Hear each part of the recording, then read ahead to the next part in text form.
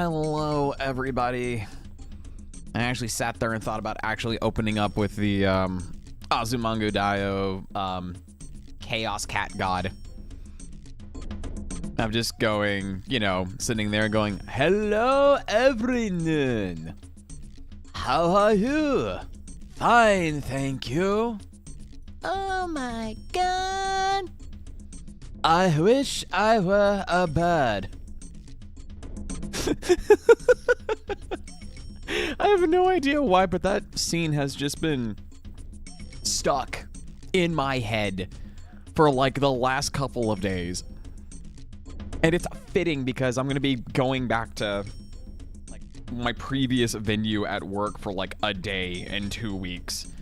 And I know that team enjoys me and my antics, so I'm really tempted to walk into the break room and just do that entire scene.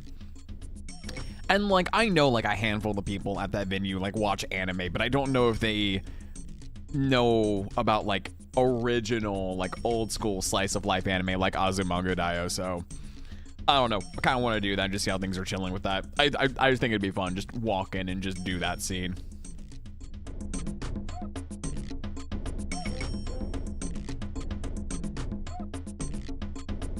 Don't mind the fox. A fox tried something new today for dinner, and it was awful. So I had to pivot and make ramen at the last minute. So I'm like, quasi gonna be probably like munching on ramen, specifically during the "Who are you people" scene, and then I might also do like some more just like eating in between like runs and stuff. So I tried these, and I'm gonna get flack for this, but I tried these like frozen potato and cod like cakes, if you will, that had like cheddar cheese on top. It sounded really good. It was like a unique take on on a seafood cake, and I'm like, you know what? I like potatoes. I like cod.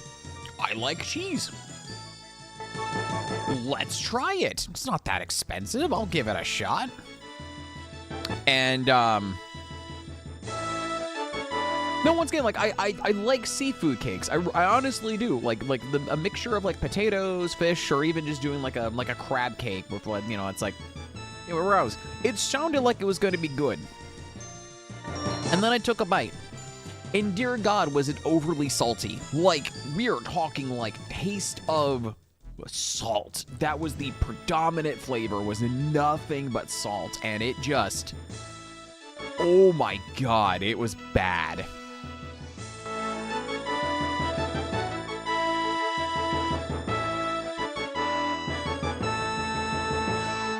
So yeah, I went, well, this sucked. I'm gonna go and cook myself some Shin Ramen.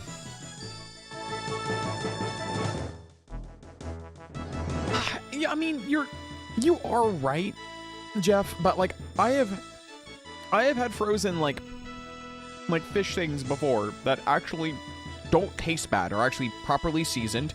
Might be a little dense, but like not too terrible. Like I have had previously like frozen like pre-made crab cakes before, and they have tasted just fine.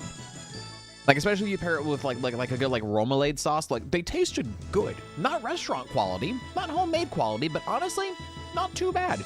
It's the first time I've had something that was just like, oh God, no.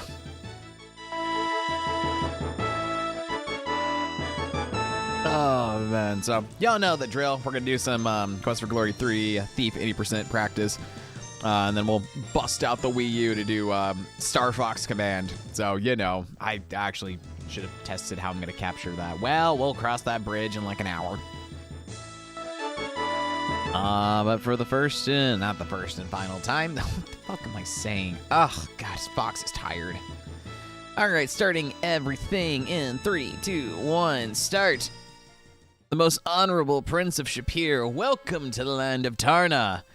We have deserts and savannas and cake, and we need you to save the land of the warring, squabbling tribes of the Simbani and the Leperman. Can't hire you running too fast.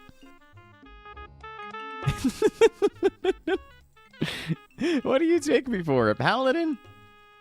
least by doing this, I get to skip you sassing me.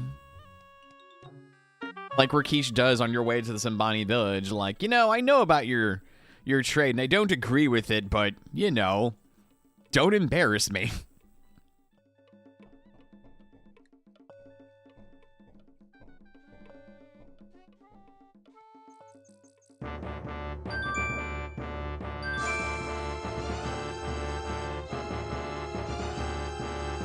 It's like, did you actually see this person steal? No. I was going and I thought someone was exchanging money. How was I supposed to know that stop thief was actually code for stop thief? I thought that was the traditional, you know, Tarna welcome. I thought you walked everywhere and tell people stop thief as a way of, you know, saying hi. Come on, give me my olive oil. I just want to lube up.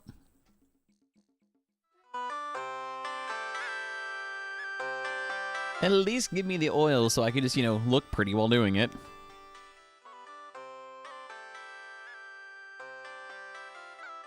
I did not mean to click myself. Clicking myself was not part of the task, but you know what? I'm glad we did. We straightened out our shirt, tousled up our pants, and made ourselves look good and presentable before we, you know, lay down in the bed fully clothed like a madman.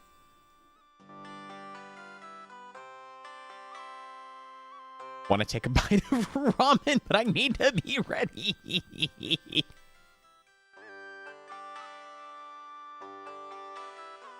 All right. 1, 2, 3,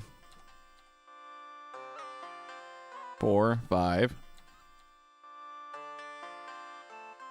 6, 7.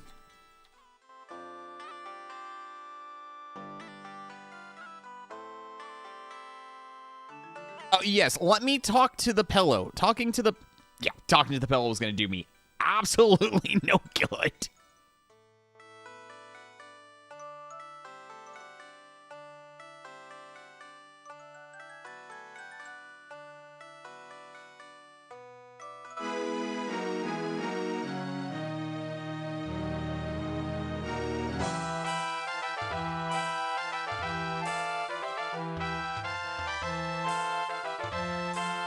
Oh my god, Jeff, I was eating when you posted that. I nearly choked.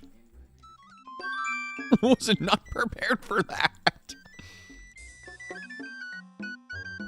That was the kind of stuff I expect from David. And you, to be honest. God damn.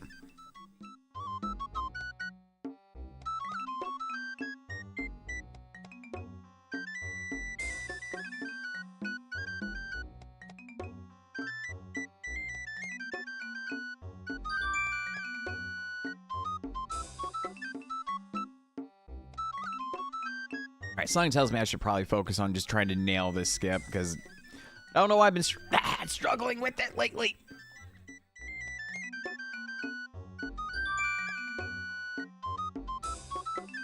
Oh my gosh. Yeah, I've been struggling with this lately, and I don't know why. This is usually one of those skips I'm usually good about.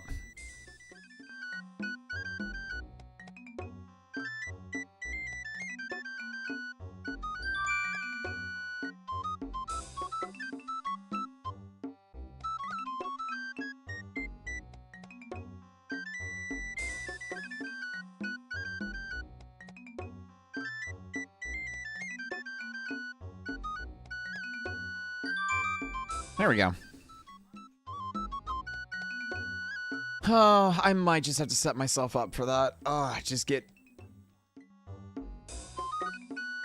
I was about to say, can we not go straight into the Simbani village? That would be a first, and I would just sit there and go, oh no, no, no, not that. Not that.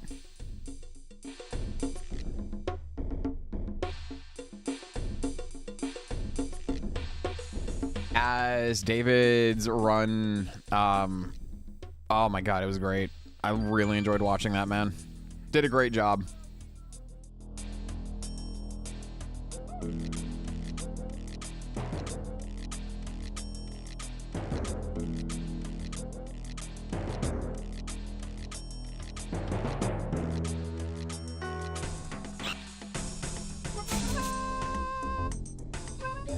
Alright, tell me about the Lost City, Manu. Convince, persuade, argue, No, don't tell Beg. Ah, my gosh, this run is fine. Fine. First run of the night. Gotta make sure I get some practice in, like, on Sunday before I go live.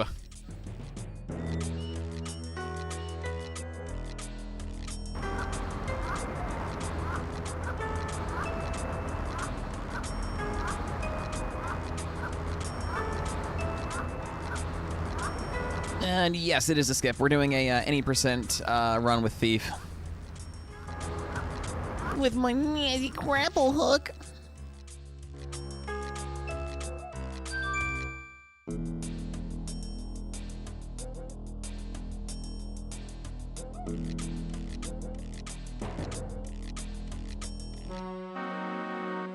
It's okay. We'll just go ahead and run off screen and not have to worry about the worm.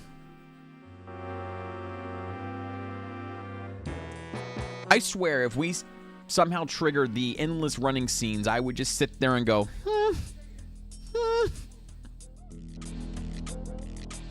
Ew, 636 here? Oh my gosh, this is just going sideways.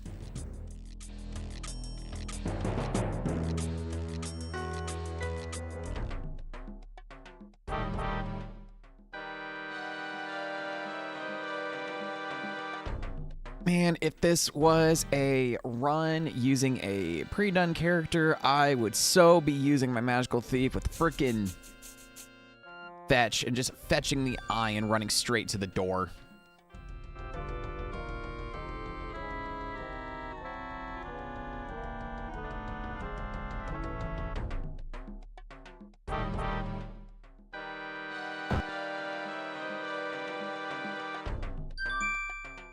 No, don't talk to... You know what? Let's look into the encroaching darkness. Look into the encroaching darkness.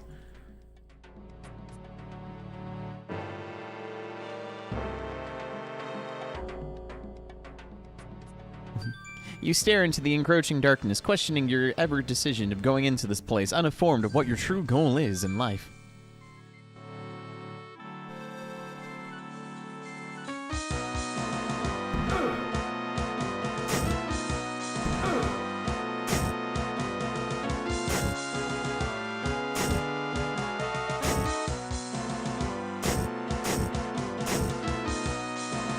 Oh my gosh, Jeff, please stay safe. I've been following the news on that, and I just, ugh.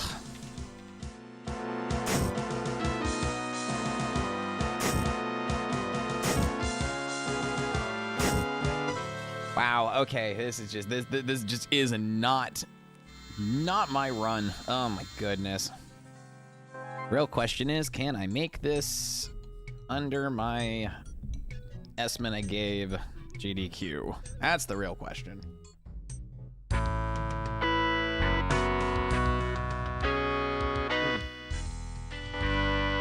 Man, who are you people around me that's hitting so hard right now?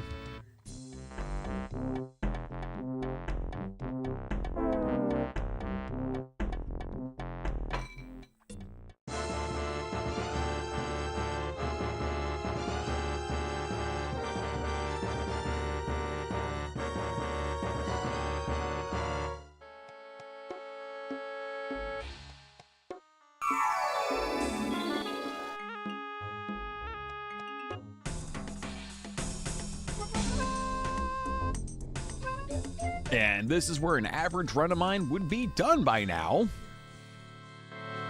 That doesn't bode well. I'm assuming it's probably, hopefully, sub 11.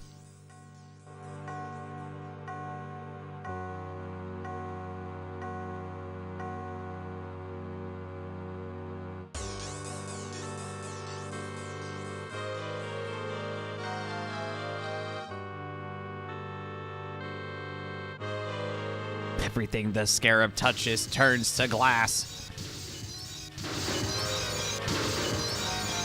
All right, shank me, my doppelganger, with a curious case of a Walt Disney stash?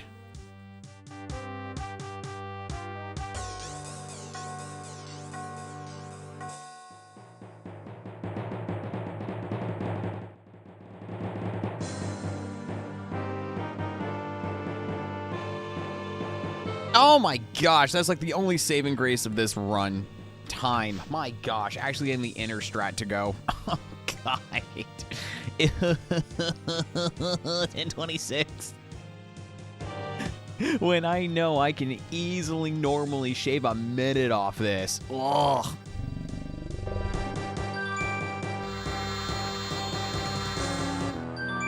Oh man, that hurts. That hurts so much.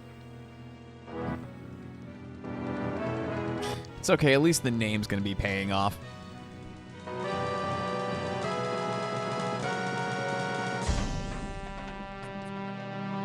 This is dark magic.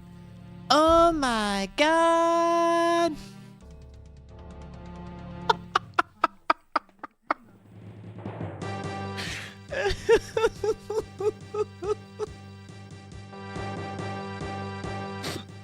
Why does it work so well?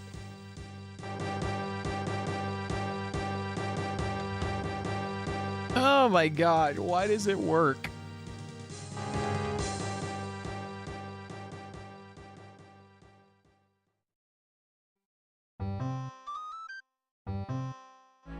Oh my god. Yeah, no, that ending. That ending just paid off. Paid dividends for how much of a cluster the rest of that run was. That's fine. Well, let's just go with the theme for tonight so far.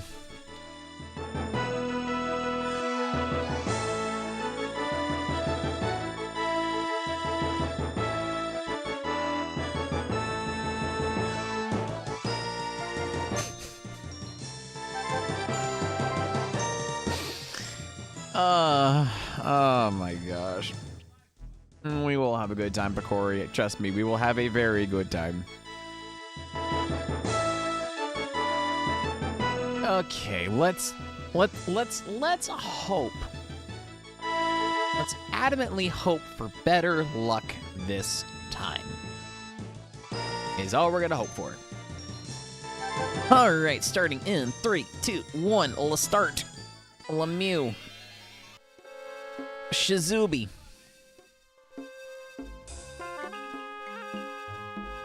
Ah, yes. A dashing hero. No, I don't know. I'm not hitting the things I normally hit. That's in that honestly, it's a lot of execution for me. No, it's mostly like I think the only real RNG in this run is Zappy Stabby, but I'm also pretty sure there's a way of, like, honestly better manipulating the fight than I currently am. And then the sleeping is, once again, we can do, like, you know, after 9 rests, I should be able to, like, hit the pillow, and then it's just executing and actually hitting the right frame to do bed strats. And then there's, like, a specific frame you can, like Realm of Frames, I can get the DDD. I really think no, let's not. Ugh.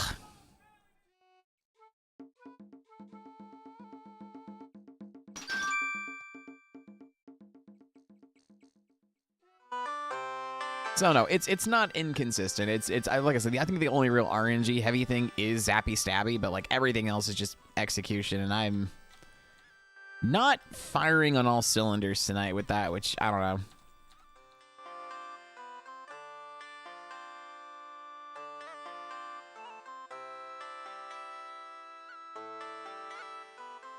Like the entire like sleep till morning thing is also the same. It's just easier for me to spam escape than having to count. Like I really need to count for like this upcoming part.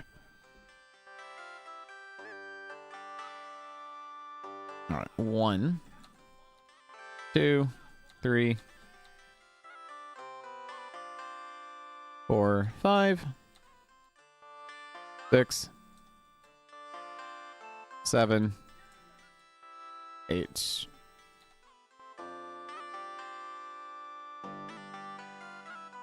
This might be too early, but we're gonna try. Yeah, no, too early. No, it really, honestly, like I said, when I describe doing this run to others, like, I will fill out and say, like, bed strats is, like, the hardest part of the run. It is the hardest part of the run. If I was actually going for, like, records and whatnot, I would be restarting every single run at a failed bed strat.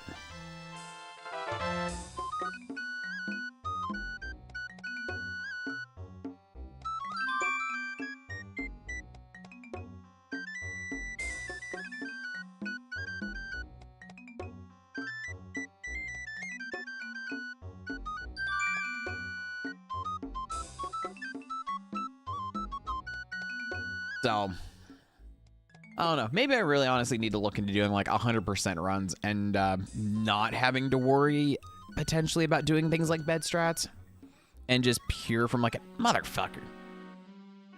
I'm so glad it's day 4. But yeah, just focus on more on like item collection and ticking off checkboxes and doing everything I need to do instead of a, oh, let's, you know, do a bed strat skip.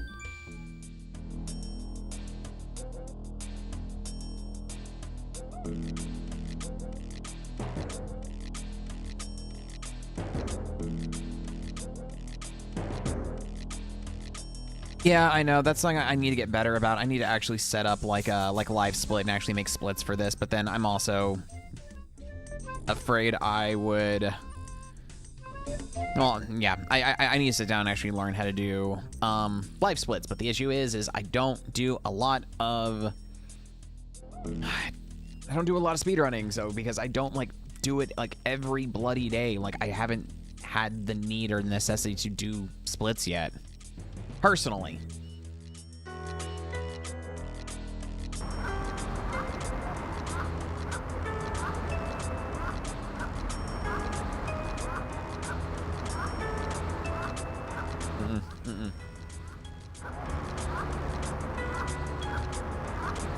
Oh my goodness.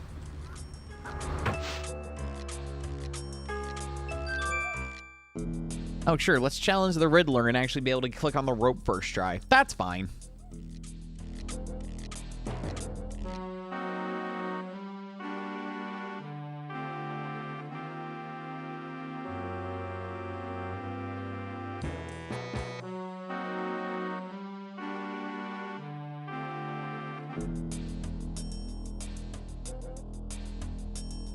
Wait, did the thing just say it was day 4 again?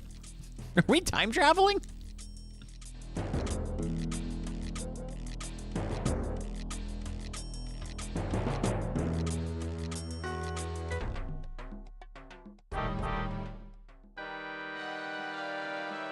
Are we doing time travel shenanigans?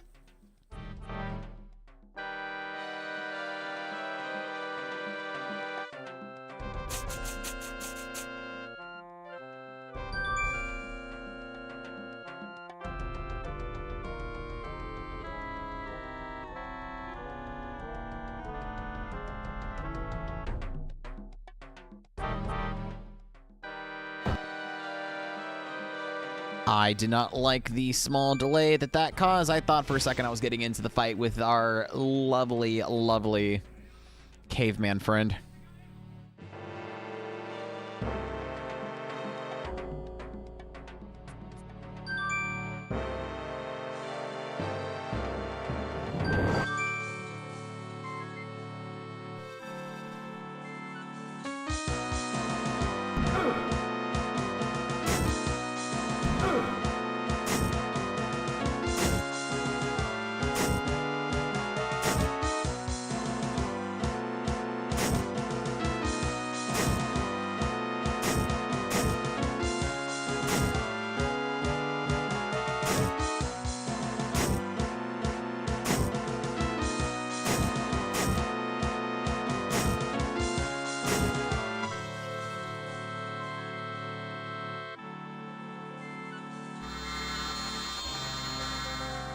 I don't know. I think I do need sub splits for this one day. Just.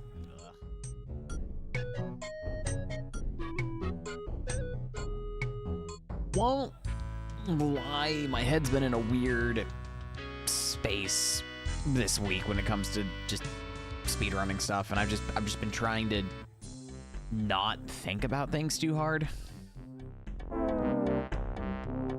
I want to keep running this. If I didn't enjoy running this, I would have stopped running. I would have stopped doing anything with this after like Fastest First. Like I dust this off every now and then. Like I genuinely love this run. Genuinely enjoy doing this.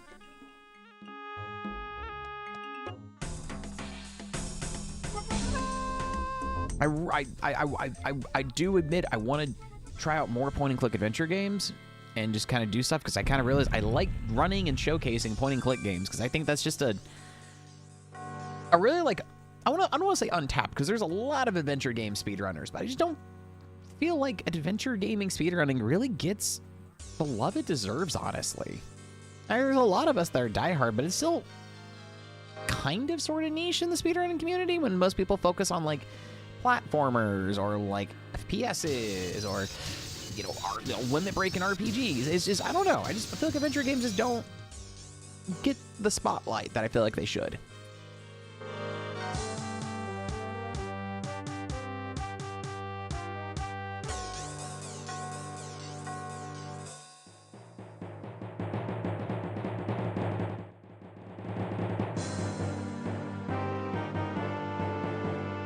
Yeah, I saw that one coming. The second I saw the wizard talking, I'm like, it's gonna be a failed attempt. That's fine. See, 914. That's what happens even if I like fail at bed strats, but I'm able to get like everything else in a pretty good thing. It's a really just this stupid bed.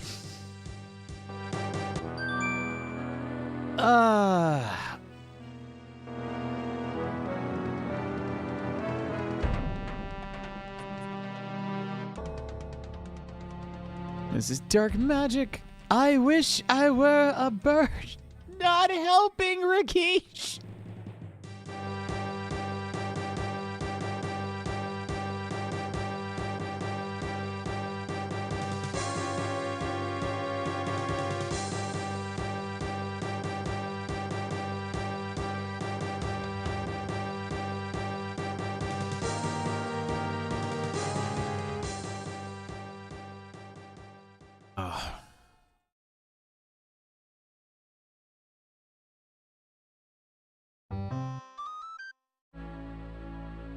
But only games you know? That's fair.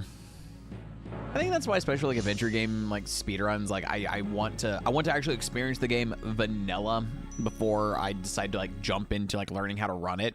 Because I generally love adventure gaming. I love point and click adventure gaming. They are one of my favorite genres of gaming. So I really, really enjoy like actively playing them vanilla, getting a chance to experience like the puzzles firsthand, the story firsthand, the characters firsthand. And then, you know, from there, it's like, okay, cool. How can I do things differently?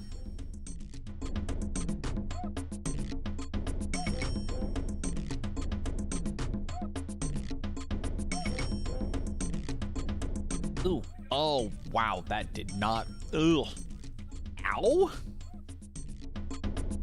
Moved, and, like, my back shoulder was like, hey, you want to feel a pinch? I'm like, I don't want to. Okay, I'm good. I'm good. That just not like how that felt. I've honestly never watched a Putt-Putt speedrun. I'm curious, but I could definitely see how that would be hand murder. Honestly, what would be fun? Dang, all right, I need to look, I can't talk. That's normal for Seth. See them in person, they're insane. Oh, yeah, I definitely want to look into some of those now. But then again, I also want to sit down and like, I've got all the Putt-Putt games. I've got all the Pajama Sam games. I got all the Freddy fucking Fish games. So, would be fun to actually sit through and like play all of them, like normally, just kind of like relive childhood, if you will. I mean, hell, we did Putt-Putt travel through time and the magical adventures of Putt-Putt trying to find his Smokey the Fire Engine lunchbox. And, you know, Freddy Fish and the mysteries of Grandma Kelp's, you know, under the sea drug ring. Since everyone want Grandma Grouper's kelp seeds, I don't know what's in them, but apparently they're addictive.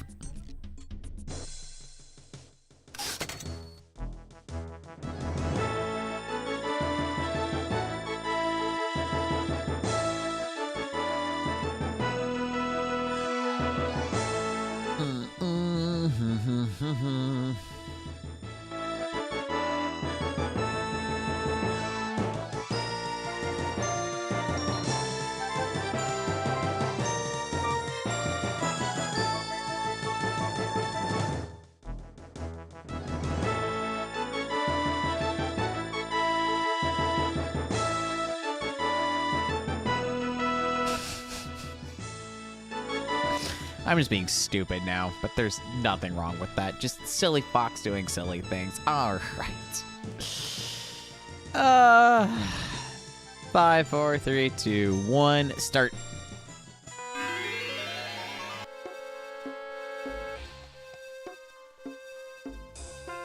I actually need to reach out to Lemming and see how they're, because I remember when I went into the, like the practice room at AGDQ this year, I watched Lemming do a Ultimate 9 run, which was fun to watch. So I wonder how that's been going for him.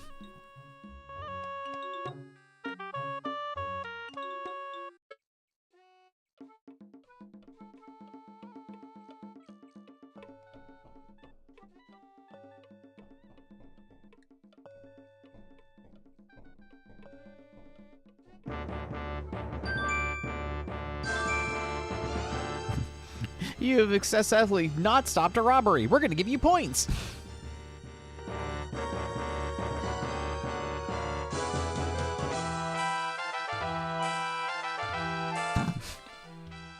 I'm just seeing my blue Dabu D Dabu. It's just so good.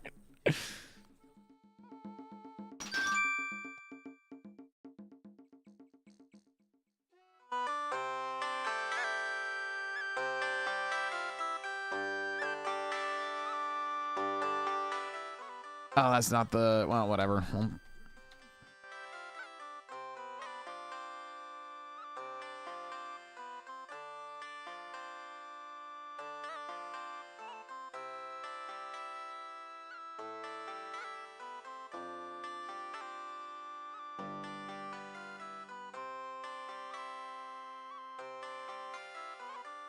I mean, I might have to ask if you can share that documentary with me, because I would love to watch that, actually. All right, 1, 2, 3, 4, 5, 6, 7, 8.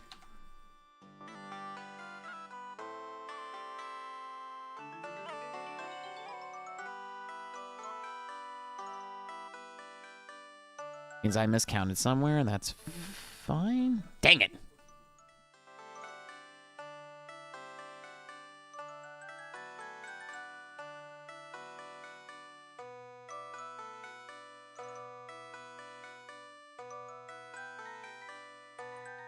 Man, I really can't really describe like how much time saved the bed strat skip is. It just...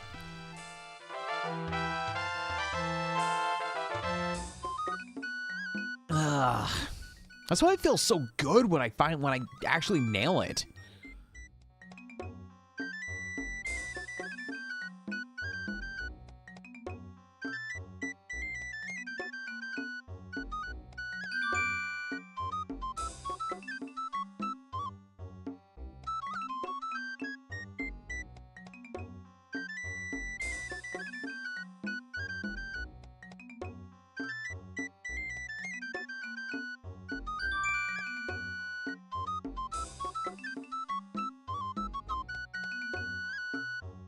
Ugh.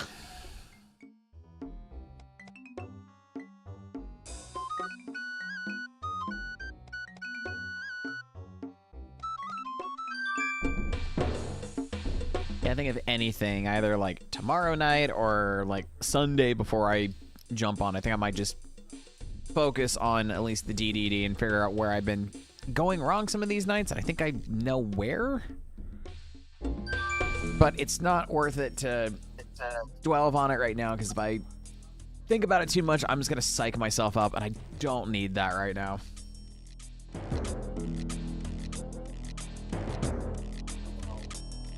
Hey. How's the Foppy doing? Doing well. All right, Lost City. Convince, persuade, argue, beg.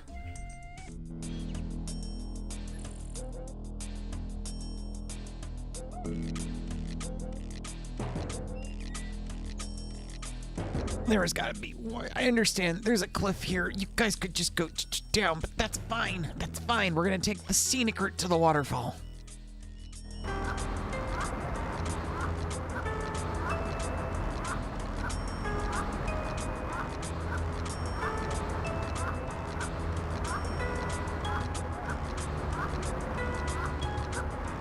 That's the wrong thing. Whoops, daisy.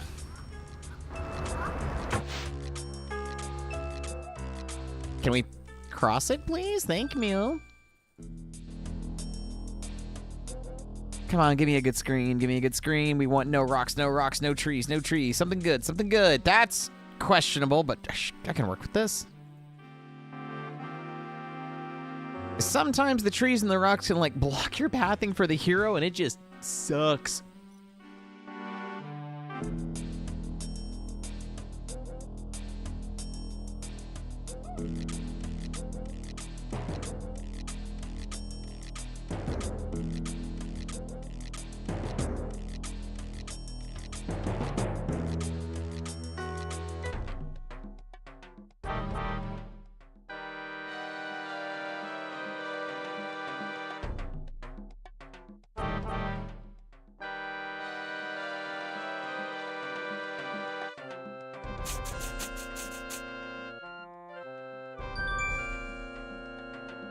Oh, I wish this dude ran a little bit faster.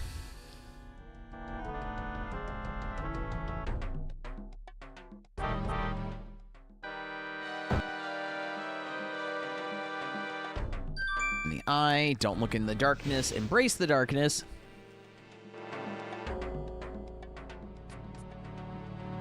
This is one of the games where you can't stream it into Discord, right? I can, but I'm in the middle of a run. Yeah, like I was. Oh, yeah. I was more asking, like, obviously don't sacrifice your run for this. Like, whenever you have to.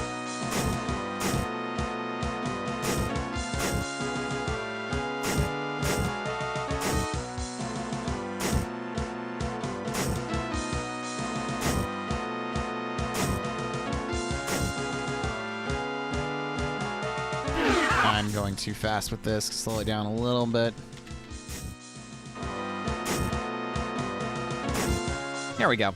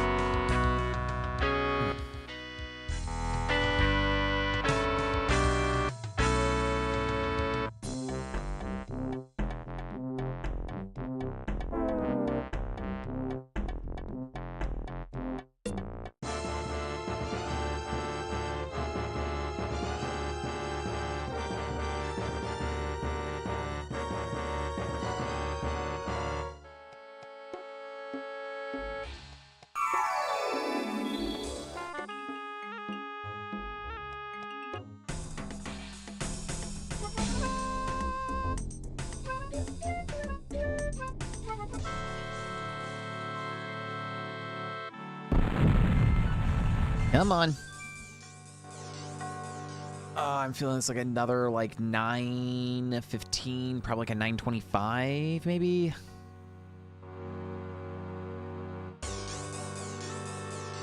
Honestly, more like a 9:30 because Zappy Stab did not go as anticipated. Yeah, and I thought it was doing well because the bars on the left were being a lot more full than they usually were. So I thought that meant you were going faster, you were losing less health or something. No, because I didn't stun lock the fight correctly, so I ended up taking a hit.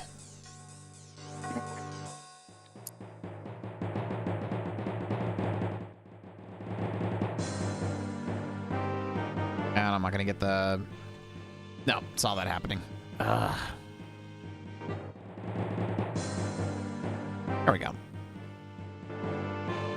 If I could, like, stop clicking on the item, that'd be great. Yeah, 9:35, saw that.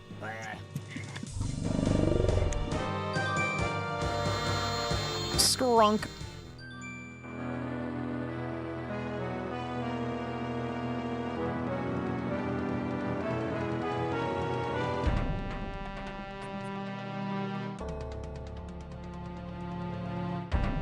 Blue dabu dee dabu die.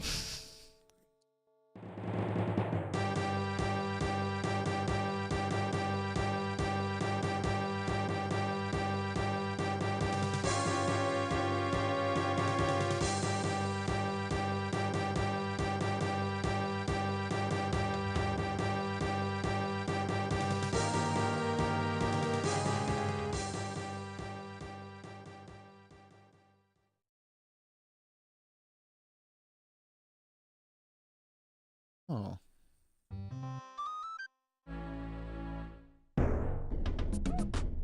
right, give me...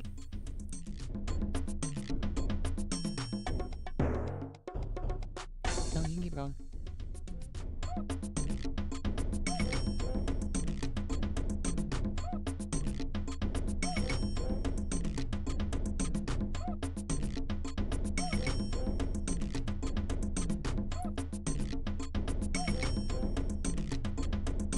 DOSBox, do you not want to appear on Discord share? Thank you.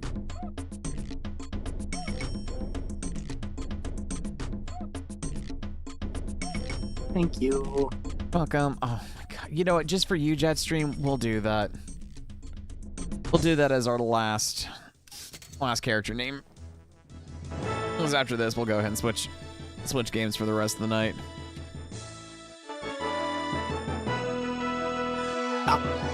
Dying laptop.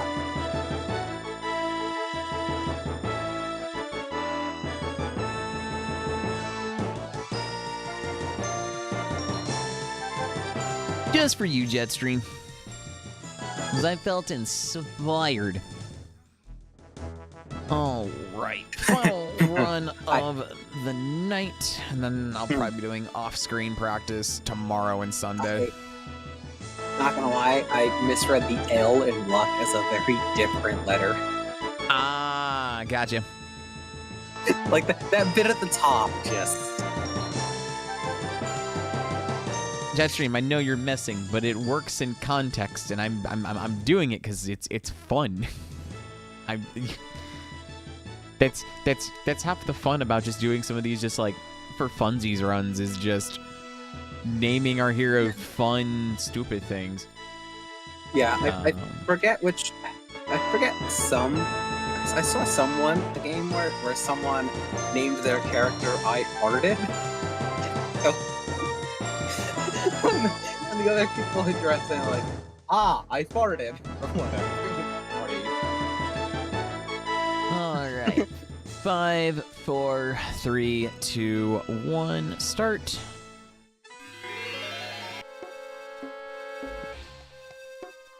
I would like to skip the introductory cutscene. I did not mean to press no. As much as I would love to learn all about the troubleships that Tarna is going through. That's the whole point of this, is we don't care.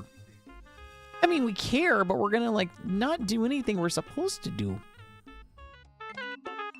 We're going straight to the root of the problem. Sometimes that is what needs to be done.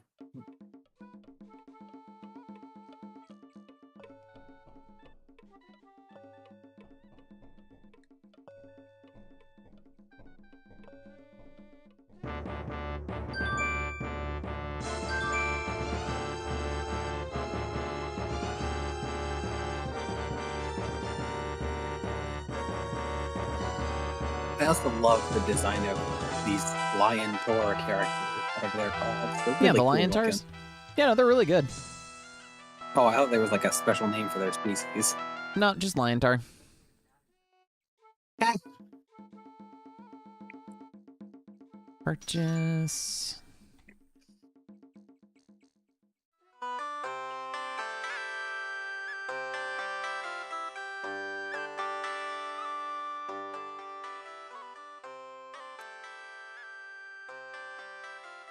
To do all of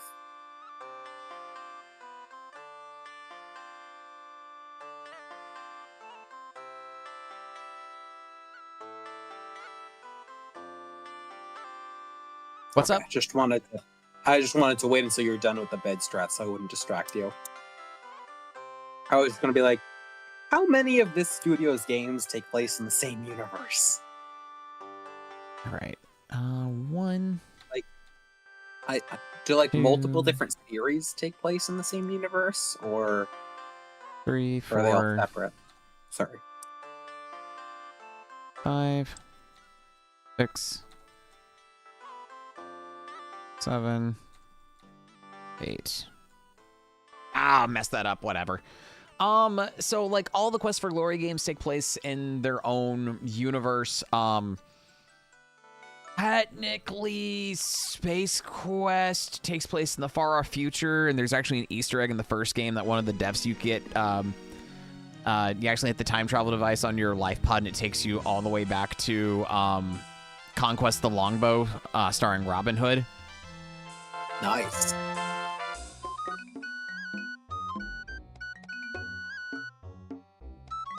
And then all of the King's Quest games take place in their own self-contained universe.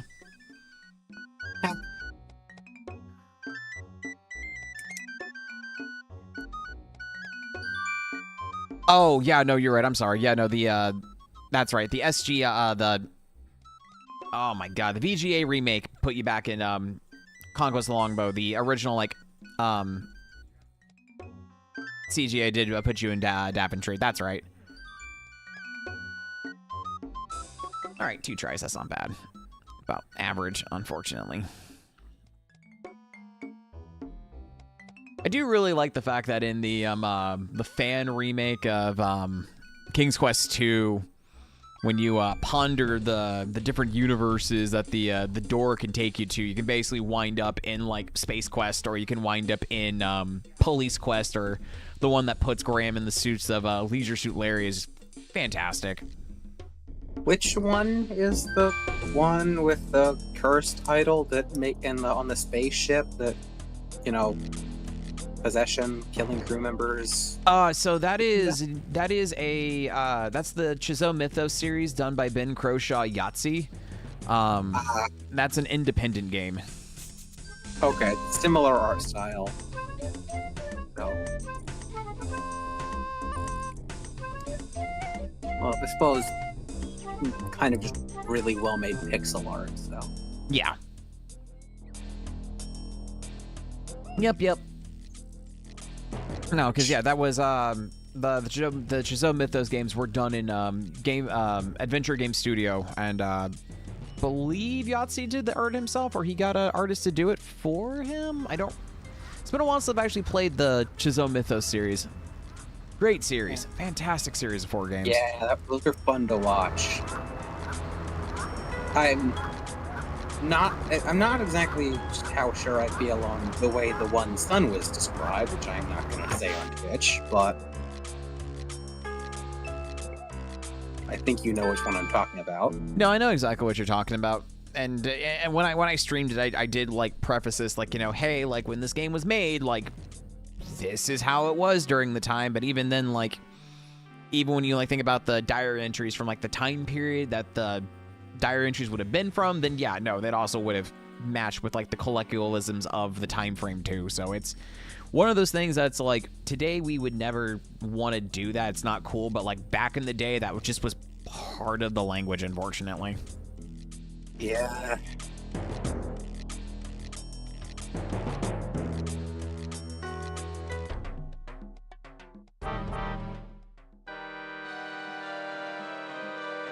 I mean, it's really no different than playing through Dagger of Amun-Ra with the voice acting and just the really, really bad stereotype accents used through everything.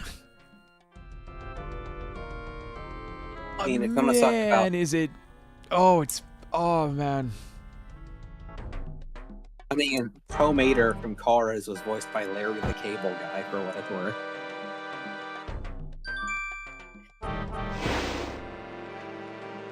I actually need to look into how speedruns for Dagger of Amun-Ra or even the Colonel's Bequest go, because those got to be... Playing those games normally are very fun, but also like very like flag dependent. So I wonder what it's like trying to speedrun if you know like all the flags and how you're supposed to like hit them.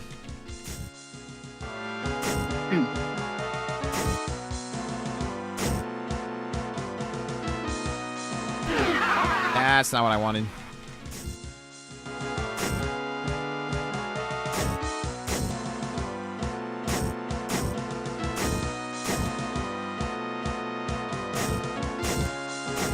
There we go. I took an unnecessary hit because I know I was tapping too fast, so we didn't die. That's the important thing. At least if I were to die at Zappy Stabby, like at least the automatic save doesn't put me too far back. Yeah, I mean, that is certainly one way to exercise a demon. If that is indeed what we're doing. Yeah, more or less. We're just defeating the demon to free it from her body before Rikishi can come and actually like purify his daughter and free her from the demon proper.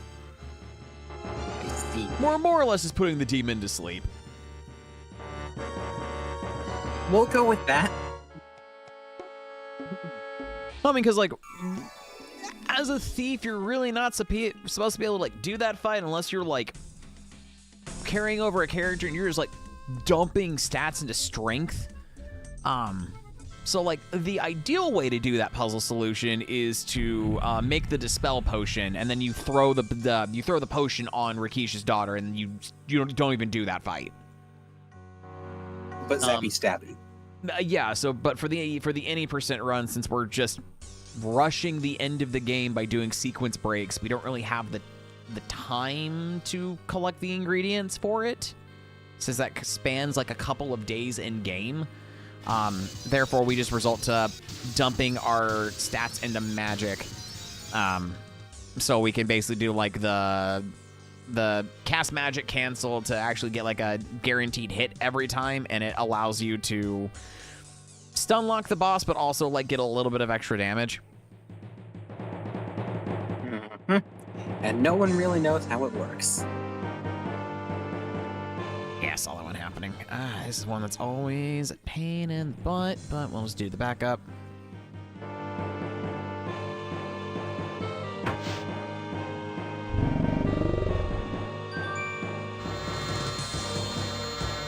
I wonder where they go after you banish them. They go to the demon plane, so you basically throw a you throw a grapple hook to the dude's face, and it just, you know, catches him off balance, and he gets flung into the void he's opened.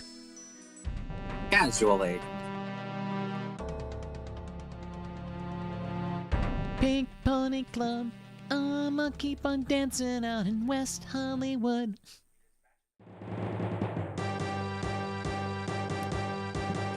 Can you do the Are you doing another run, or is that it? That's that. I'm gonna swap over to the game I'll be focusing on tonight. Alright. So if there was gonna be another one, I was gonna be like, name them I farted. So it's like, this is dark magic. I farted. Which I don't know. All right, that's like I said. I definitely have like one area I'm gonna have to want to practice, because I know bed strats are gonna be either hit or miss for me, and I can try to get some practice in on that. But I definitely want to make sure I'm getting a DDD down, so I can just at least have one less thing to worry about on Sunday. I would be lying if I said I was a little anxious about everything. So, but that's all right. We had some fun, got some good practice in, and when I come back, we're gonna be booting up the Wii U. I've been giving this console more love these last couple of weeks than I really have in the last couple of years, which I'm both happy and kind of sad about, but here we are. So I'll be right back, everybody. All right, I'll try to keep chat company. Chat, fire emotes, burn the chat down.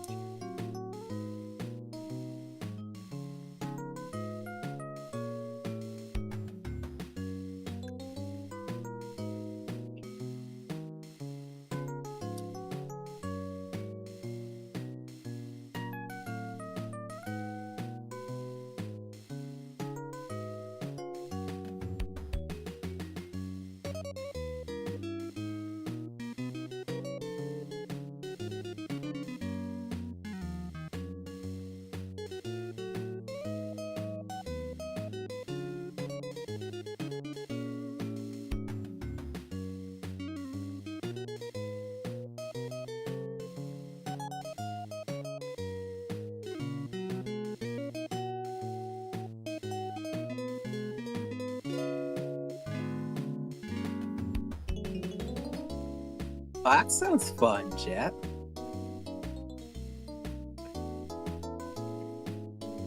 Oh. Jeff, are you, I don't know, are you sure you don't want Jack to be on fire? It's nice and warm. Not that it isn't already warm out. Details.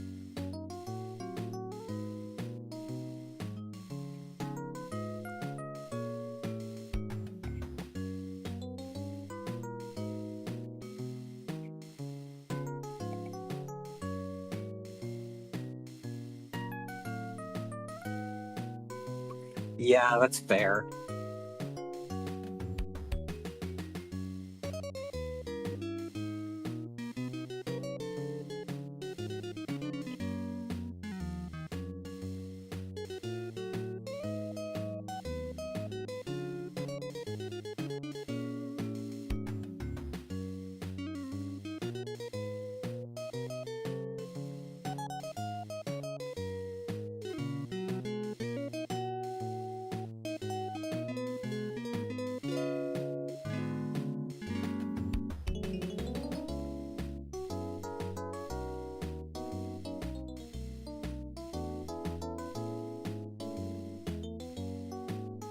Yeah, it is just a digital fire. It's not a real fire.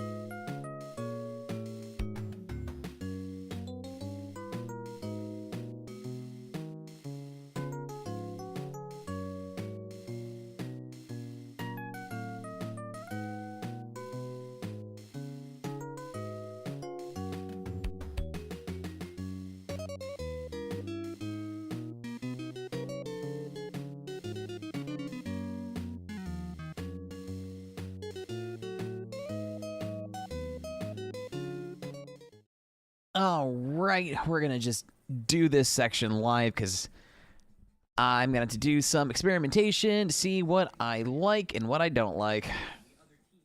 Hi, welcome back. I definitely didn't tell everyone to burn the chat down. I mean, that's why things felt kind of toasty. Well, as long as everything's, manageable, I guess it's fine. Something actually It's only digital fire. It's fine. Yeah, exactly. Where is my HD POS? There it is. Okay.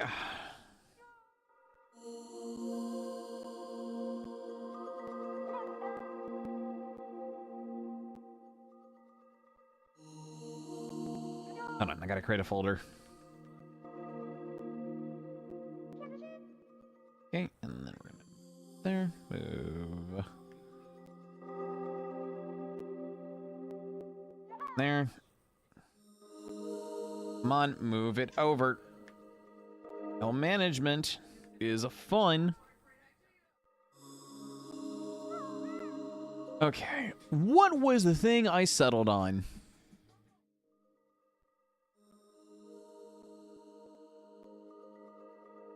Boxstar Command is what the stream says. Yeah, it definitely says that. Give me... I'm having some tech issues. Give me a second.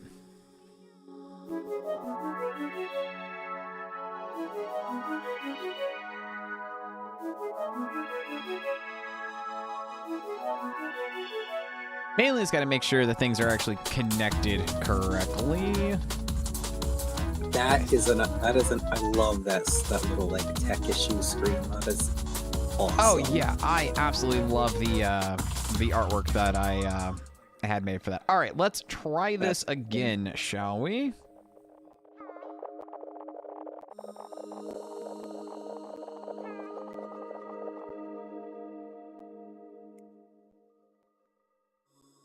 Love how you just get Much better. Labeled as an outsider as soon as you join in, and everyone just. Okay, that's how I had things set up because there was really no other way to do this proper. Now I'm gonna further experiment on the fly.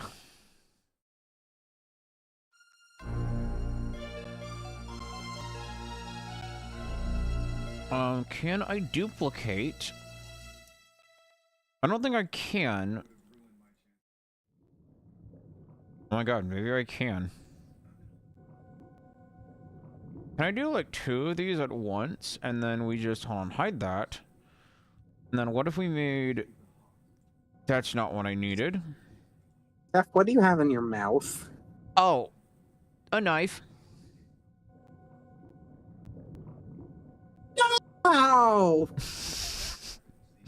No, I've got the Wii U stylus in my mouth.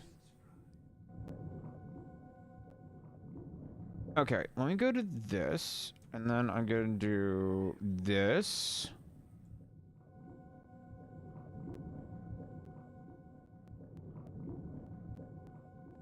Okay, so that's step 1. And then step 2. Oh my god, this is actually going to be viable. I'm kind of surprised.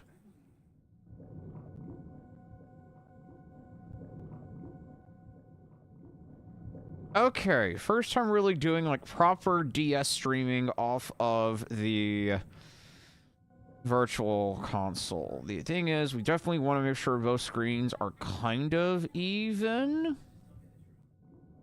I want these to be definitely larger than normal. Let's do this.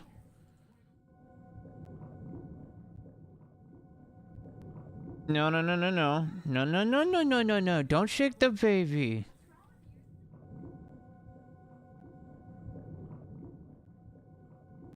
Okay, this should work. This should work. I think this will work way better than the weird vertical split that I'm having to do.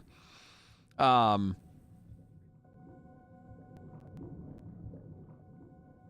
good.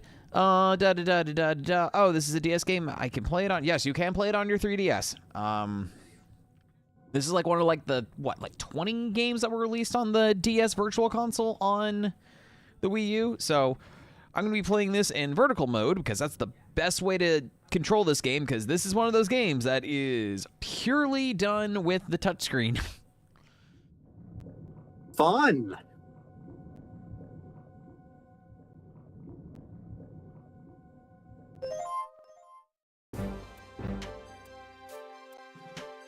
I'm sure that won't be. I'm sure that'll be fine and won't get annoying at all. It's honestly not too bad. I don't mind it. I know like the controls got flack from several people, but I think it's fine. I think it's honestly very controllable. The thing that most people have against this is just the character assassinations. Mainly, yeah, mainly Crystal. Mostly Crystal's character has just been like assassinated to Kingdom Come. That's a shame. This is one of your first DS games, by the way. Nice. Yeah, I plan on doing like the initial story path. I don't know if I have it in me to do all 9 endings of this game, considering this game is non-canon, but you know. Holy. Yeah. That's a lot of endings for any game. All right, I'm gonna actually need to go to options. Let's go to clear data, single data. Yeah. Delete that.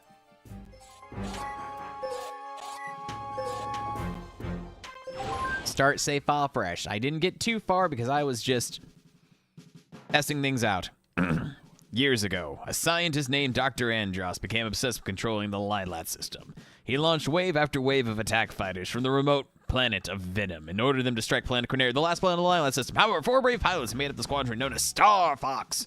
Finally put an end to the Doctor's mad ambitions. Andros himself was defeated by the leader of the Star Fox, the brilliant pilot named Fox McCloud.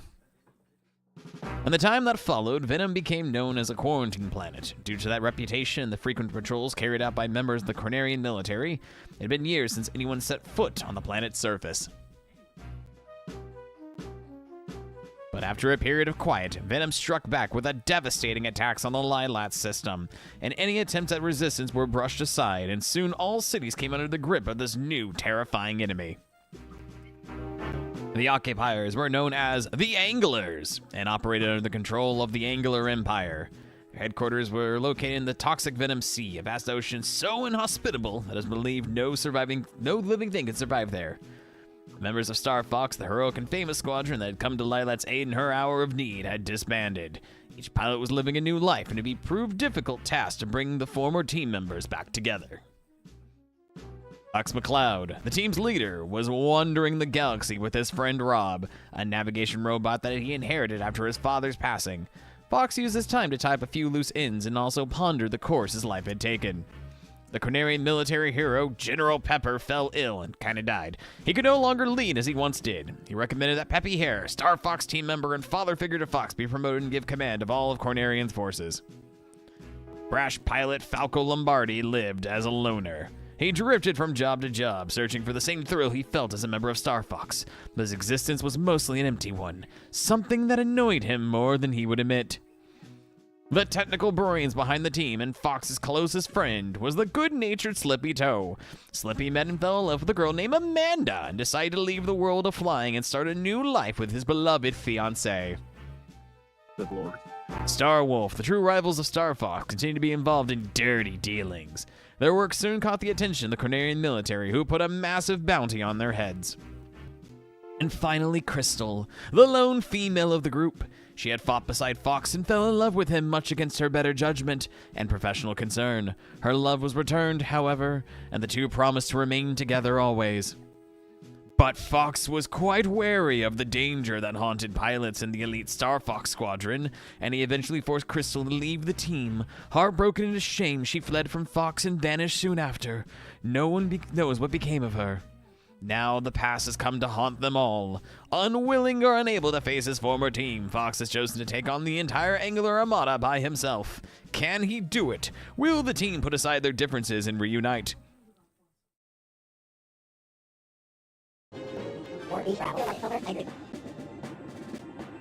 Yeah, Jetstream, there are 9 endings. You play through the game once and you get a kind of a shitty ending.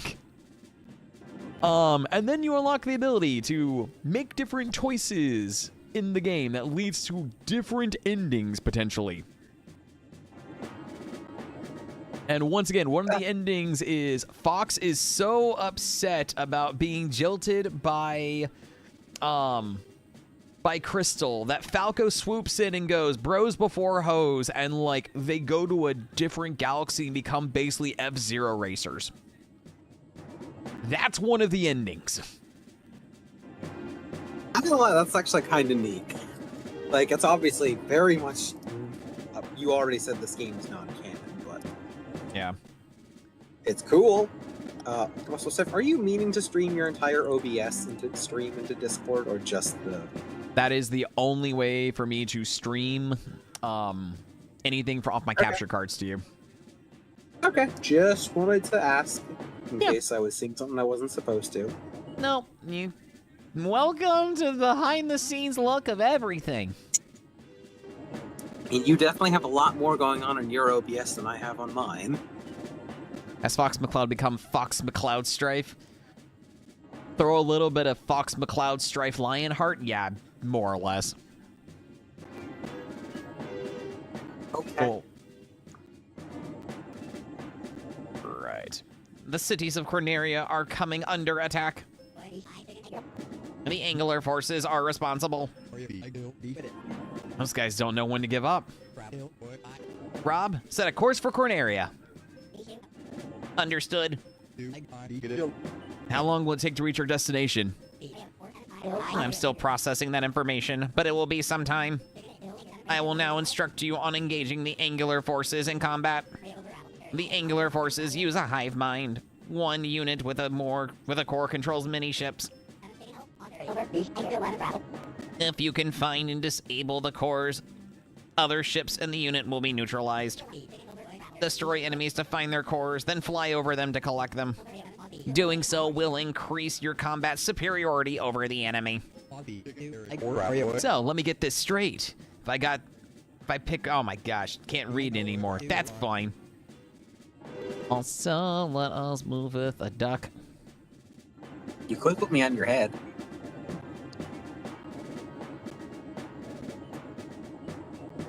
Yeah.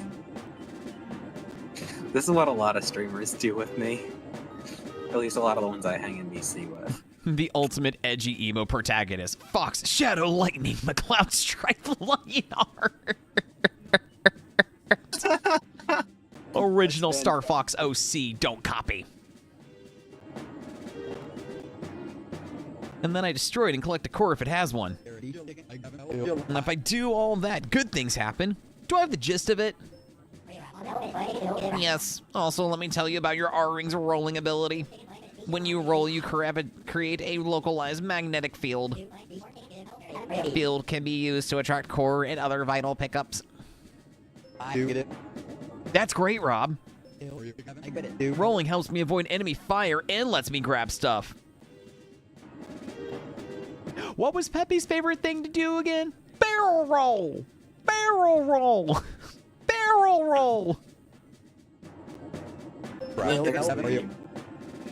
They even did that in the Henry Stickmin series, and then when you die, it says it corrects. It says like that they're aileron rolls, not barrel rolls, which is hilarious. Yes, rolling is a very important skill. You will use it many times during combat. Gotcha. This is your first taste of combat in a while. May I set up some training? I await your decision. Yeah, let's go and do training so everyone can kind of see the gist of this. And yeah, they're talking in like the which is like a nod to like the original like Super Nintendo Star Fox, since they can't. This game can't really do like full digitized voice acting, so is what it is. I mean, it's not. I don't hate it. Oh no, I love it. I honestly really love when like characters mumble. It's why I love like playing the Banjo-Kazooie games.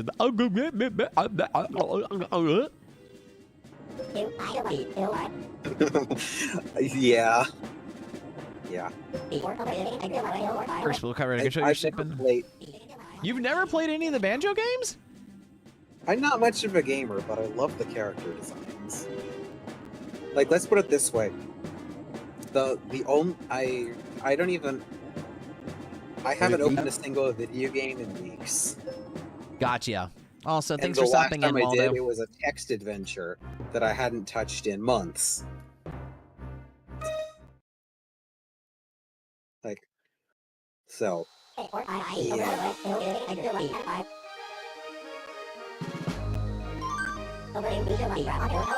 All right, so yeah, as you can see, everything about the ship is controlled using the touchscreen. We're going to use it to fly up. We're going to use it to fly down. We can, as soon as I feel confident, we can double tap on the upper portion to use the boost, and then we can double tap on the lower portion to brake. So I can do this and hold, and that's our braking. And then I can do that and miss. Oh, I got the ring? Damn, all right. Then we can double tap to boost the ship. And then, of course, we want to do our maneuverabilities. We've got our U-turn, or I'm sorry, our somersault, and then we got the U-turn right below the bombs. What's our fighting strategy? Ask Fox to shoot it down.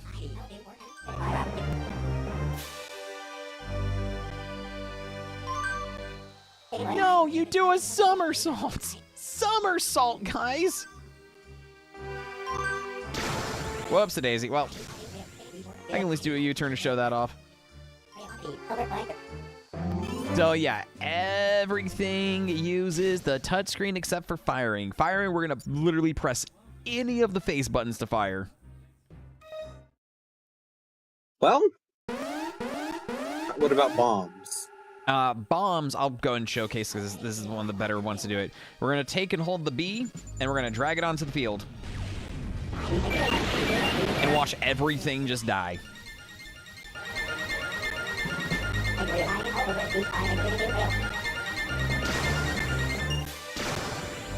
Nice. And of course, like as we play the game, we'll get like every character plays and controls differently. So like some characters will have like a better boost meter. Some characters will have like hyper lasers. Some characters won't be able to do lock on. So every character in the game will play differently, which is pretty cool.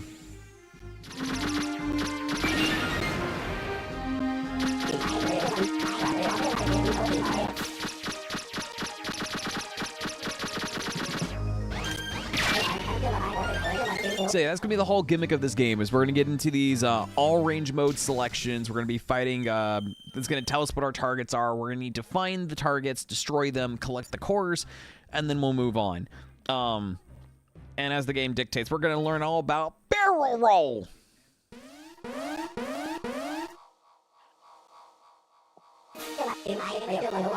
Also, where did we casually find all of, like, where did we set all of this up? Some deserted planet somewhere?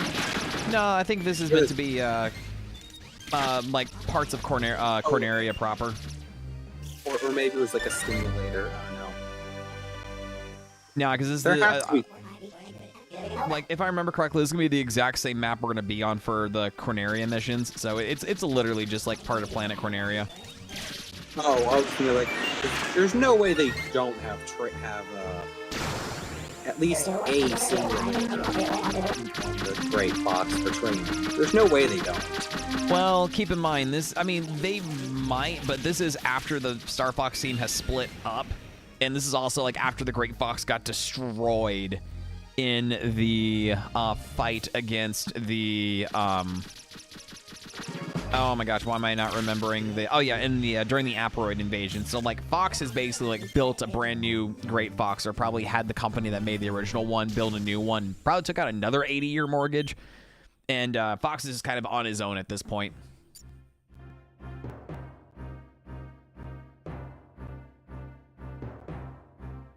Okay, now we come to the real meat and potatoes of this game, the time system.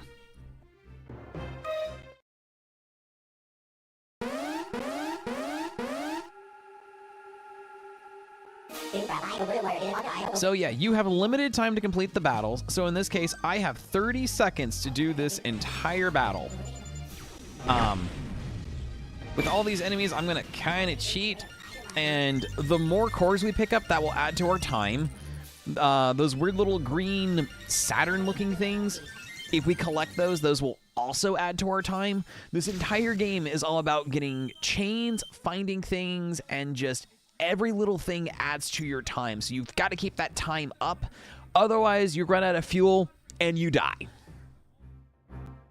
Interesting.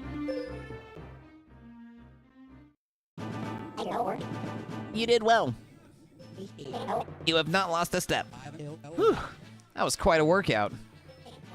This is the end of the training program. You have nothing further to learn.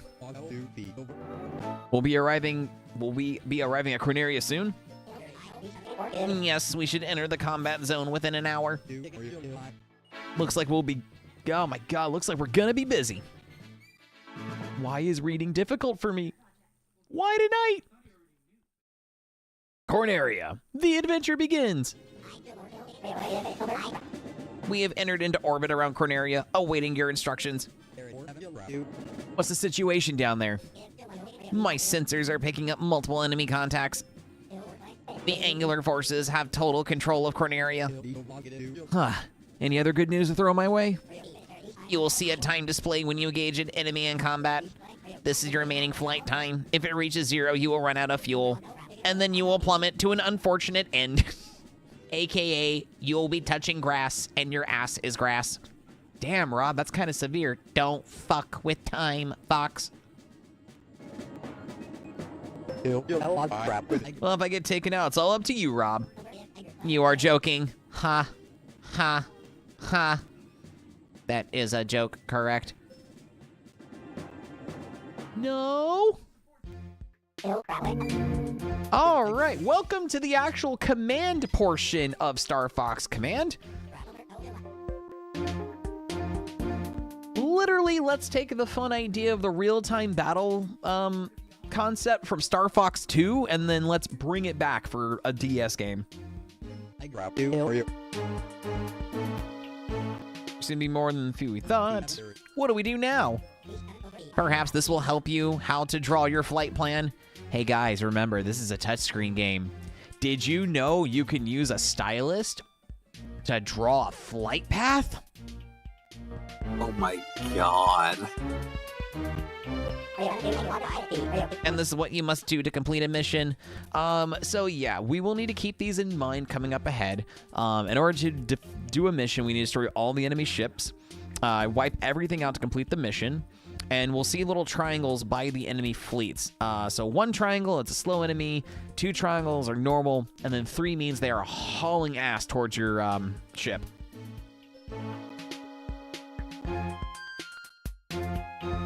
So based on the map, I'm probably going to go ahead and start going towards the this enemy right here, the 3 swarm fighters. So we'll go ahead and draw our path with the magical MacGuffin. And then call up the turn icon by double tapping the touchscreen, and then touch the giant green battery to end your turn.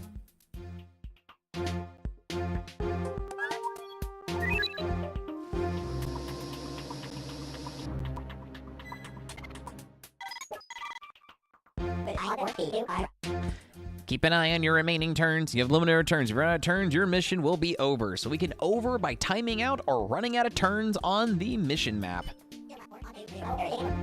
Oh, also, if the enemy reaches the Great Fox, your mission ends automatically.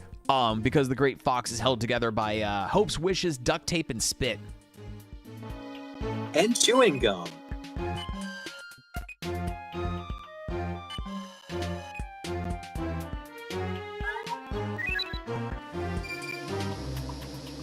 When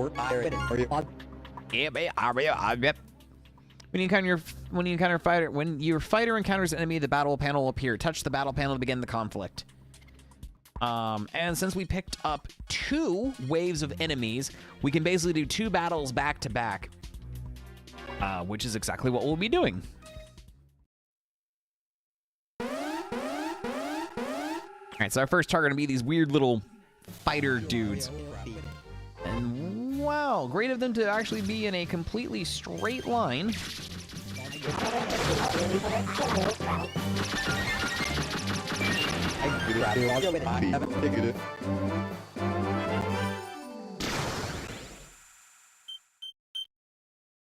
So yeah, so because of that, we went straight in, we tried to lock on, we killed the enemies quickly, we ended up getting 3 cores, which added 3 seconds back onto our time, so we're kind of back. We're like now 2 seconds up than what we were. So that's more or less what this game is all about, is just trying to get into engagements, finding ways to keep your timer up, doing bonuses to get more time added to your bank, and completing all the objectives before time over or you run out of turns. I see.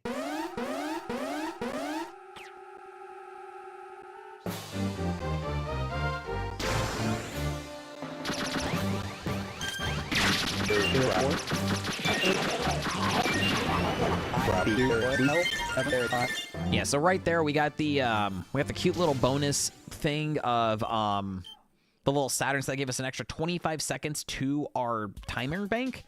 So now we're going to be basically sitting on 162 seconds. And we have 2 turns to kill this last enemy fighter.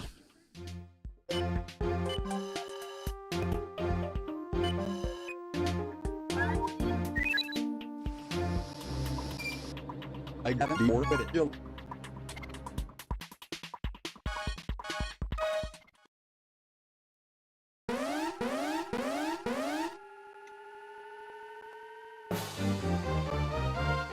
I'm so tempted to use bombs to wipe these guys out, but honestly, this is going to be the last battle of the map, so it's kind of pointless.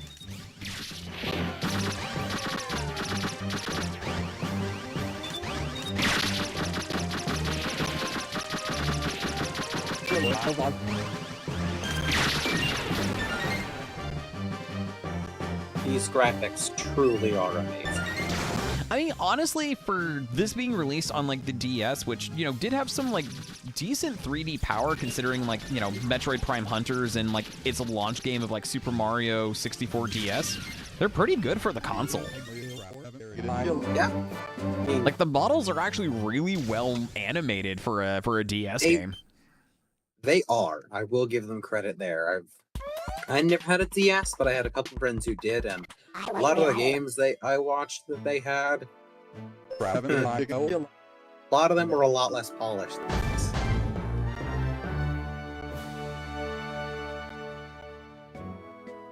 I feel like it's hilarious that one of my friends got Plants vs. Zombies on the DS Mm-hmm. and didn't realize that you could get it on mobile. They thought it was a DS, only a DS thing. And then when they found out you could get it on mobile, they're like, dang it!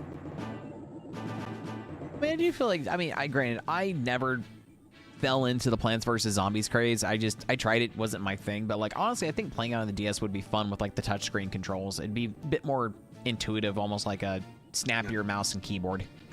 Yeah, the thing, because I actually had the original Plants vs. Zombies, and I had completely finished gone through it the first time, beaten half the mini games, beaten almost all the achievements, Mm-hmm. and then I go in and my account's been reset back to 0. Oh, no. Did I know there was a MGS3 port of the 3DS? Yes, I did. I remember downloading the demo for that when it was on the 3DS eShop. Metal Gear Solid 3D is honestly a really impressive port of Snake Eater on the 3DS.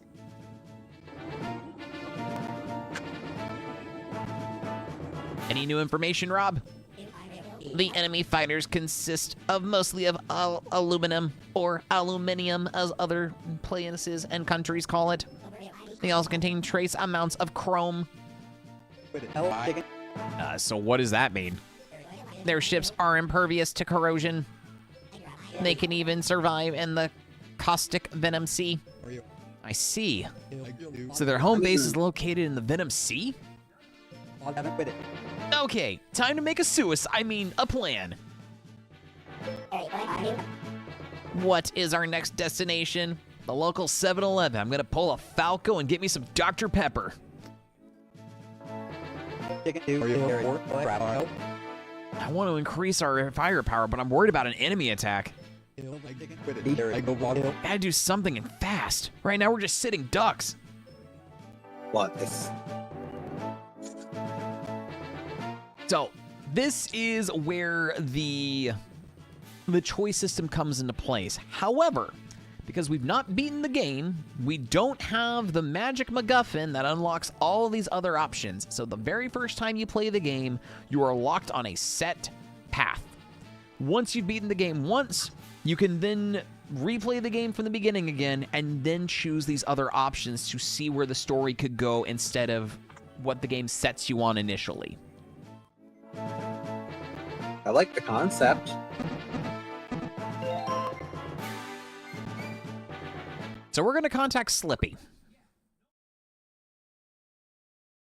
Hey, old buddy, how you doing? Long time no see here.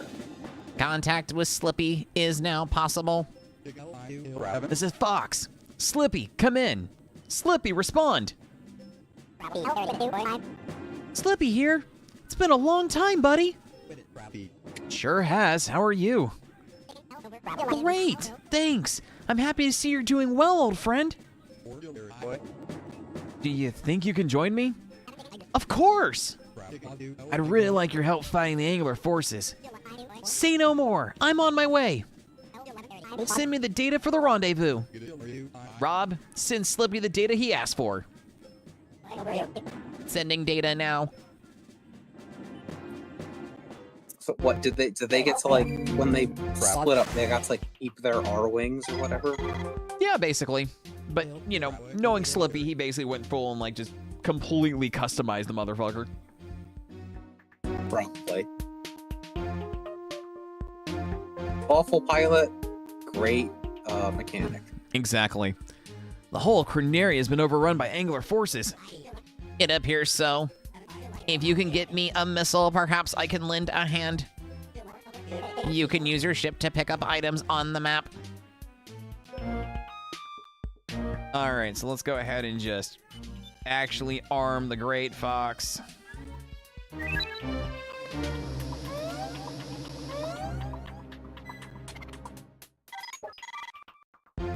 And we're going to learn how to launch missiles from the Great Fox. We're going to touch the Great Fox and slide the stylus to an enemy. Release to launch a missile.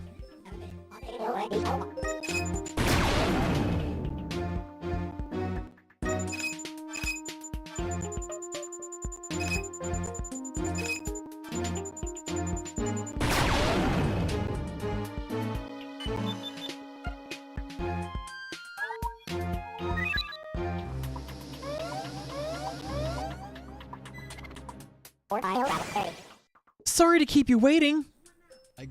Slippy, can you join the fray? Sure, no problem. No mission briefing or anything. Just Nah, Slippy's just like, I got this, Fox. I definitely. just put a new plasma shot on my ship. What did we say about customizing? Only do it if it makes sure it causes bodily harm and I can get a scream, your carcass is mine over and over again. That-a-boy. I was more going about how we were talking about how, well, you specifically said Slippy probably customized the things. Yeah. That's what I was more trying to reference. But yeah, sure, that works too. The enemy is too close for the Great Fox to shoot them down, Slippy. Unleash your unbridled rage and eliminate the targets.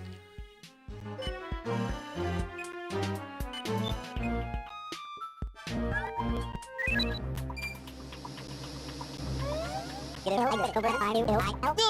all over the place. They're everywhere. Then why are you jumping into the fray? So now we get to play as Slippy. What was that random blue thing that appeared on the map as Fox flew past the little peninsula bit? That was me going over a supply ring. If you go over those in the field, it basically will heal your whichever fighter pilot goes over it. I see.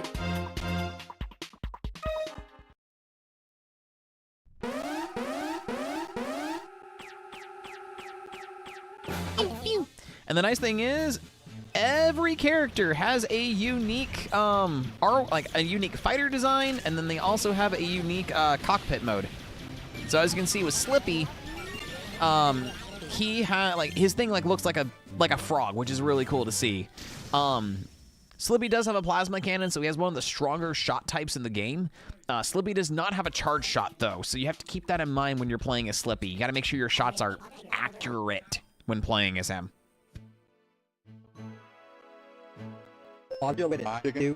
Slippy, thanks for your help back there. My timing was good, wasn't it?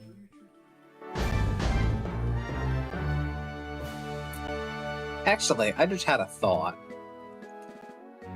What thought is You know that? how Fox McCloud's dad took out like the 80-year mortgage on the original Great Fox?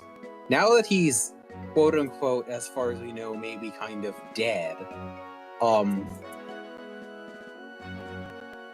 Did that just vanish with him, or what? No, the mortgage got passed on to Fox.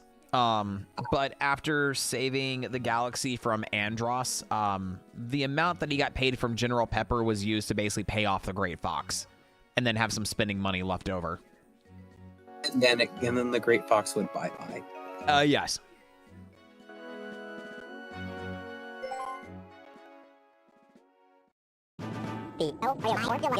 Woo! It's been a while since I saw combat. I was kind of nervous. You probably that's fair. To be fair, my plasma shot did melt the brains off all of those anglers. Did you see the carnage? Yeah, it was... Oh, it was something else, Slippy. I love when you just add in those little bits of extra dialogue like that, Sephi. It's been I love that so much. That's genuine. That's not like sarcastic. I appreciate hearing that. Thank you, hun. Yeah.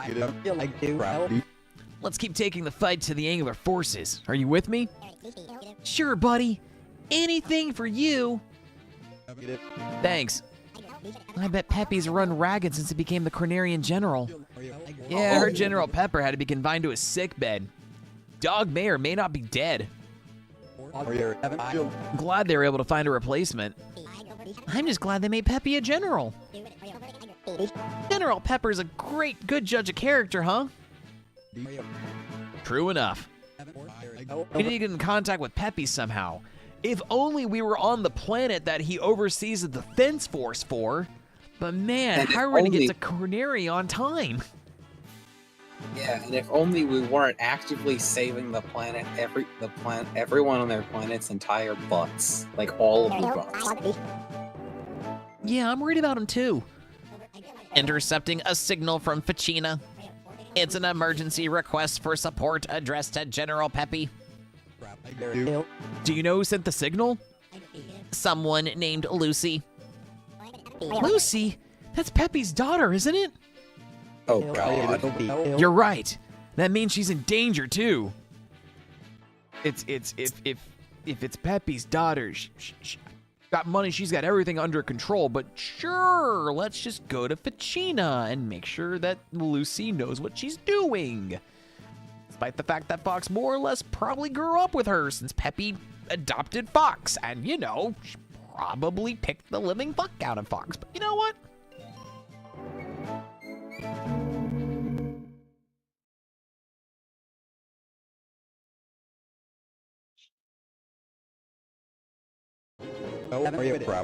Rob, have you managed to locate Lucy? She will be in one of the nearby cities. Oh, right, because I guess at this point, I guess the weather control system is actually working on Ficina, and I guess they've started trying to colonize the frigid ice planet and not just use it as a planet to hide all of their deadly, stupid, top secret blackmail and espionage secrets.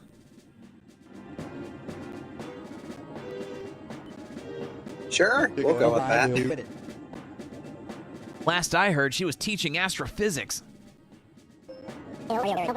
Really? Well, I'll be. That doesn't sound like the Lucia I knew. She was a real tomboy. Always wanted to become a pilot. But I guess she became a teacher instead. Wasn't she good friends with your ex? I mean, Crystal?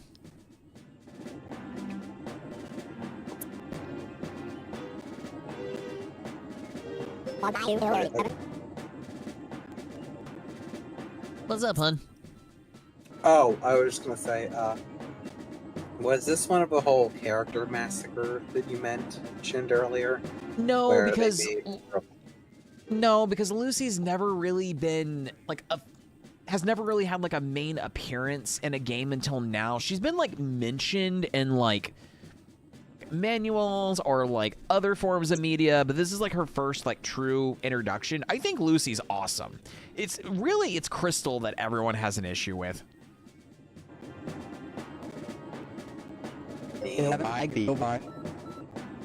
And Fox to a certain extent.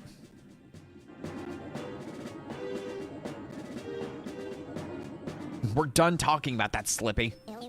Sorry. Okay, let's go and get him. Don't ever mention her name around me again. Are you?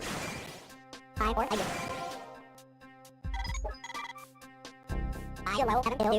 wonder where Lucy is. Let's liberate this area and hope she knows. Yeah, first things first, let's pound those enemy bases. I have analysis results on the enemy fog. Here are the instructions for using the fog dispersal device.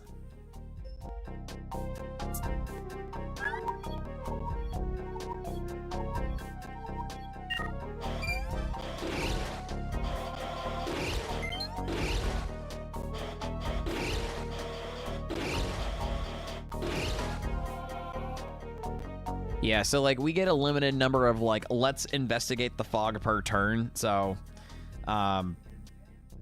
yeah, we're gonna need to like actually clear out some fog to figure out exactly what we want to try to strike first and foremost. So honestly, I want the time up. We'll have Slippy go this way. We'll have Fox.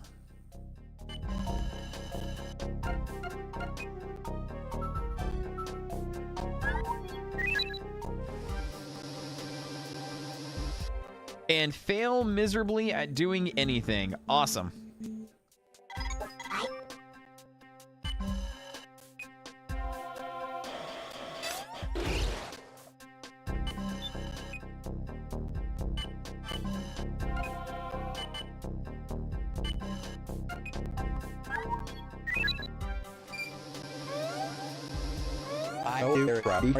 I mean, it's over. The enemy... Great Fox going down. Goodbye, cruel world. It really is. Wow. Yeah.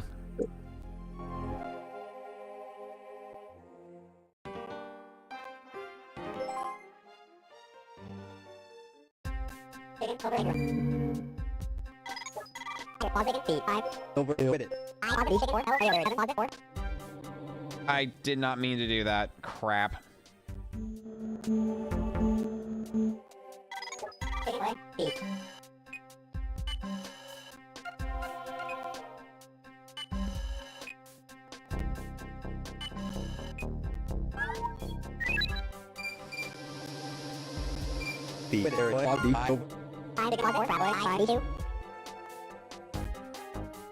Okay, let's actually stall these guys out and actually try to not have the Great Fox blow up on us like turn 2. Oh yeah, it's the little flying birds that...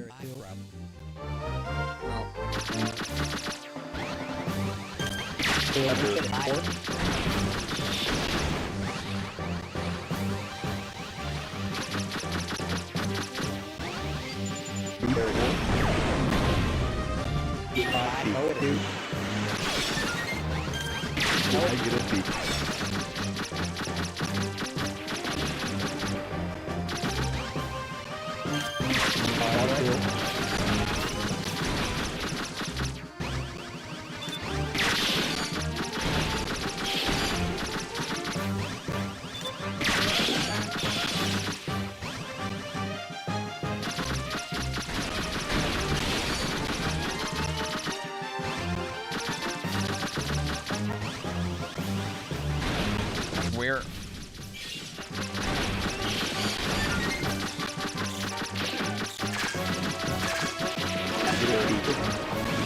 That was not according to plan, but it kind of worked.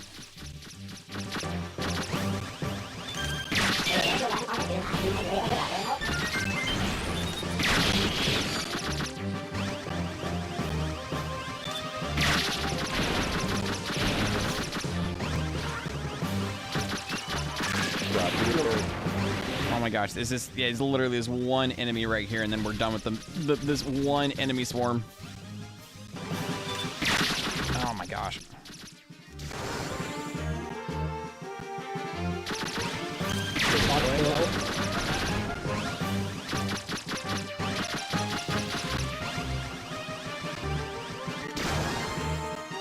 I'm wasting so much time. There we go.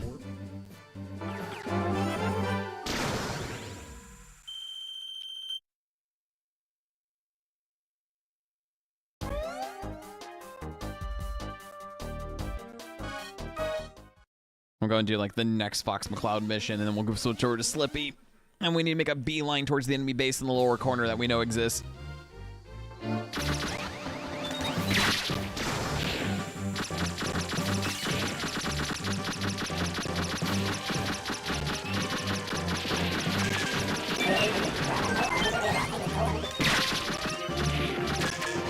What the? What, the creature's making a weird geometric lines in the background? Yes. Don't worry about it. They went to the Tron school of doing damage with light trails. Which was later became a game mode and like a game mode, I guess, in GTA 5 online.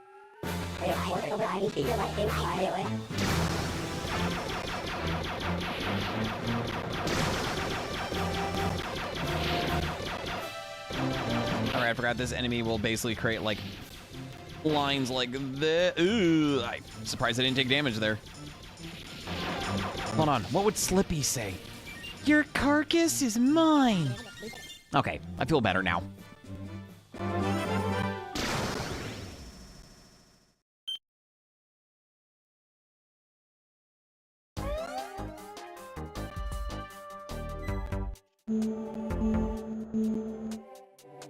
Yeah, and the Fog of War just grows exponentially as you play. So we got an enemy base there, we got enemy forces there. I think there was like a missile there, so we'll do that.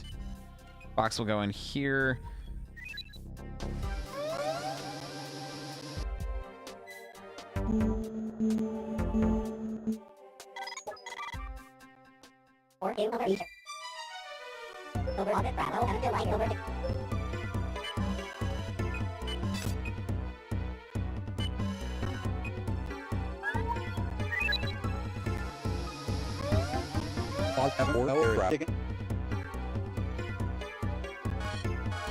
Well, this is going to end one in two ways. If I remember correctly, if we take down like the enemy mothership, we get turns back.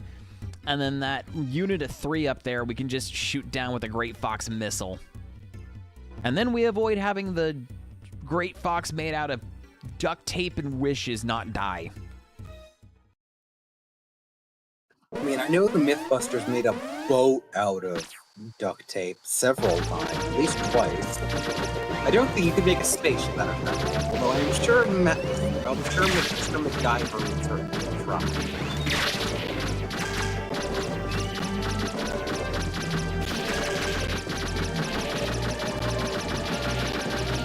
Well, that is a way to control this. It's not an ideal way, but okay.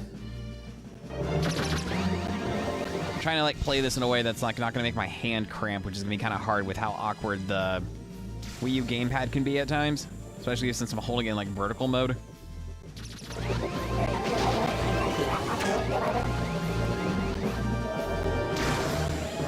Oh, now Rob is the one telling us to do a barrel roll. It's just not the same without Peppy.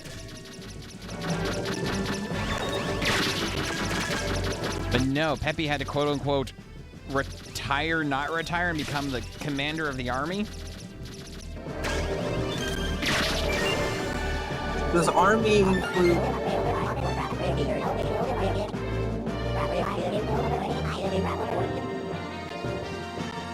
Alright, time for the fun part. Now we need to follow the guided path onto the mothership and do a barrel roll into it if we want to destroy it. That's certainly one of the ways to do it. No, Jet, no one's really made like a mission just using the Great Fox. Like the closest you kind of get to it per se is like in the Starfoot, where you basically, you know, that's the mod for Starship where you are able to like use like running fox, and all the space missions take place on like the wings of the Great Fox, and that's like the closest you get to it. You liberate a base from the enemy, you'll receive 2 extra turns. If you fly over an allied base, you can extend your flight time.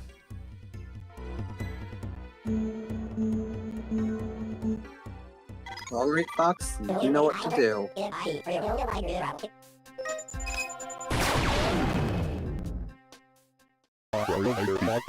Fox, it's been a long time. Wolf? Looking to collect the bounty on our heads? No, of course not. Ugh, arguing makes me cranky. Let's fight.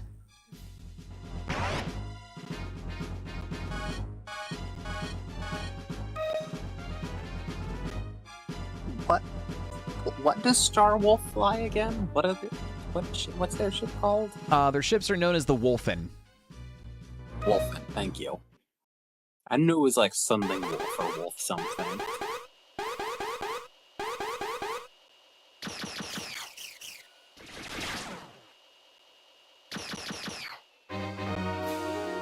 Can't let you do that, Star Fox.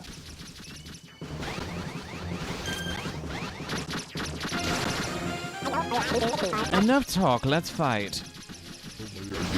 Panther will make you late for your hot date. Arr.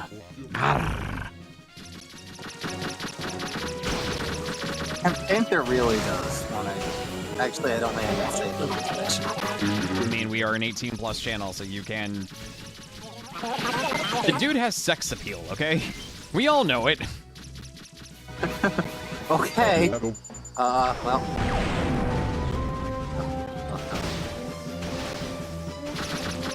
Panther just wants to, like, fucking bang these people in the galaxy, doesn't he? Panther will make you late for your hot date.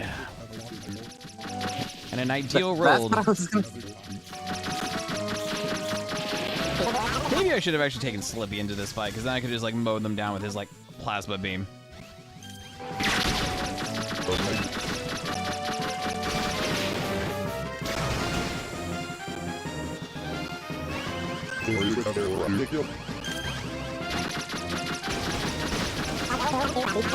Oh my gosh, this is...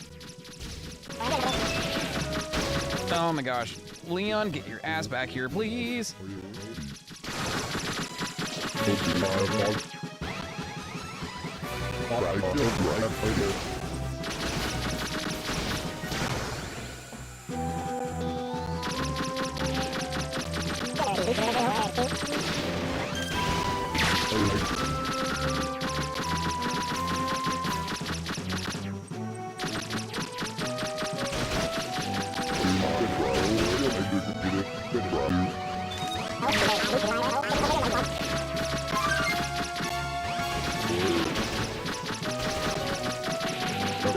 I really wish you guys didn't have like anti-lock on crap, because it's kind of hard to lock onto you guys.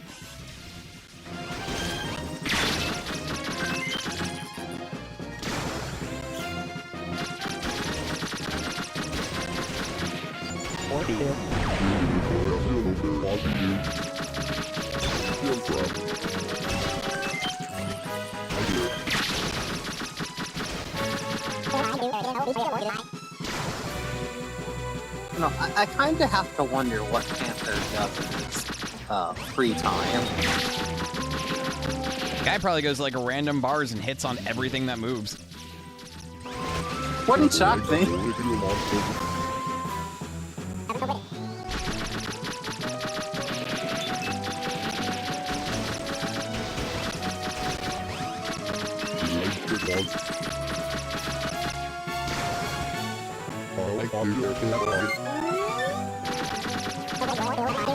What do we have here? I'm trying to heal myself.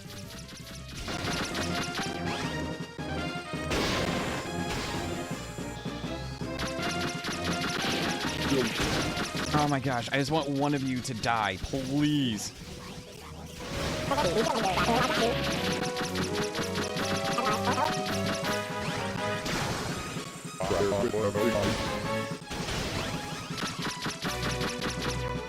Oh, I think I actually killed one of them. Which one? I don't know. I think Leon went down.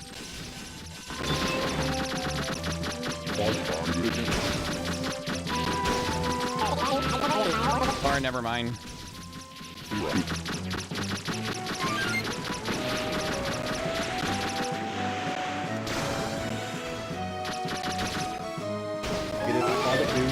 Oh yeah, that's the stuff.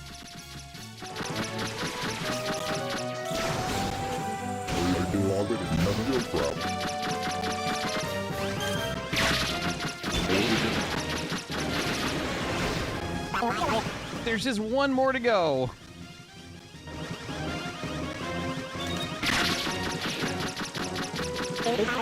Got you. Oh my gosh, that just was not.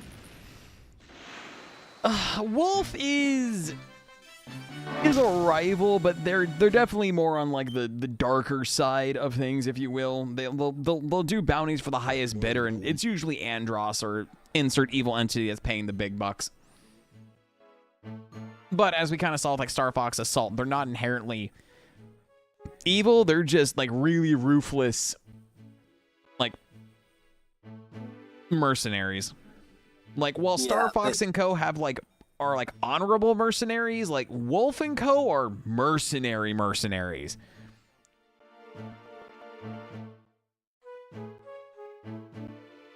Ah, you got the better of me there. Panther can't believe you defeated him. Will you now turn us in? I've got bigger fish to fry today, guys. See you around. Yeah, see ya. I hate that frog. Oh, I didn't mean to do that.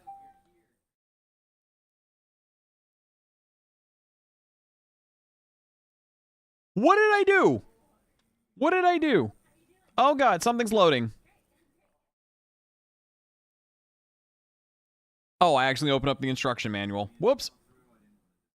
Well, could have been worse.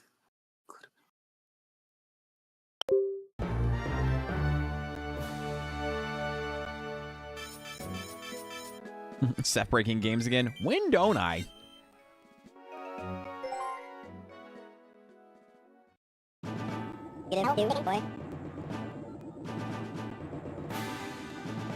Those guys never learn, do they? Yeah, they're good pilots and all, but...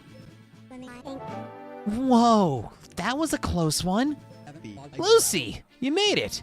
How are you feeling? Yeah, I'm fine. Look, my message made it to my dad, right? Not exactly. We kind of sort of intercepted the message and, kind of came to you instead. We just happened to intercept your message. Oh, I see. Don't worry, Peppy can't be beaten so easily. You're right, I'm sure he's fine. Yeah, I wouldn't worry. Hey Fox, listen to this. I found out who's leading the invasion of Ficina. It's that jerk Oikini. The same Oikini that I'm pretty sure died in the Angler and the last game? Did you say Oikini? He's a nasty piece of work. How the fuck is he alive? They're using those huge weapons as part of their strategy. It's awful. Can't let this continue. Fox, I have a thought. I think we need more information about the enemy. I'm with you. It's foolish for us to stumble from one fight to another. You know my dad's at the asteroid station, right? Possible he may know something that can help. Okay, so where do we go from here? We could gather intelligence, like you said, but fuck it. We're gonna go fight Oikini instead.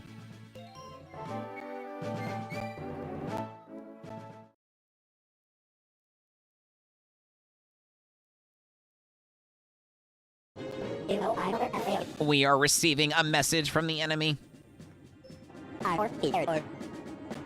Oh my god, I could do the Star Fox 64 version of Andrew, which is the Andross's enemy is my enemy. But no, we're going Star Fox 2 with this. We're going Little Andrew. Cause it fits him. Can you hear me, Star Fox? Oikini! I can't believe you're still alive. Me neither. I should have died. Unfortuna, but somehow I lived. My pure anger and hate where the Star Fox knows no bounds. I knew you'd show up eventually. I've been waiting a long time to get my revenge.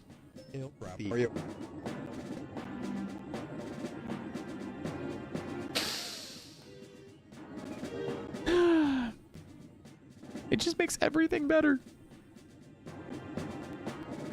This is just like you, Oikini. You're a pawn of the Angular forces. A pawn and a coward. Shut it! The Angular Emperor himself has waved about my skills. He twacked me down personally and asked me to join in their fight. Bad call on his part. Don't move, Oikini, because I'm coming for you. Wait, I'm coming with you. No way, Lucy, it's too dangerous.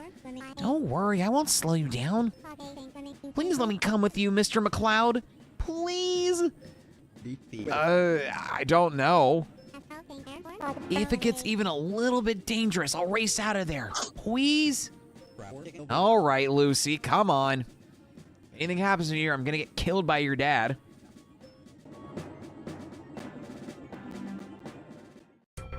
Yeah,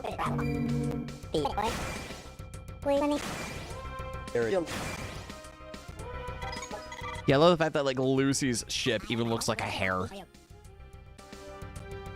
Lucy, look out for enemy contacts beneath the fog. Okay, I'll be careful. If his buddies are being picked off, it's only a matter of time.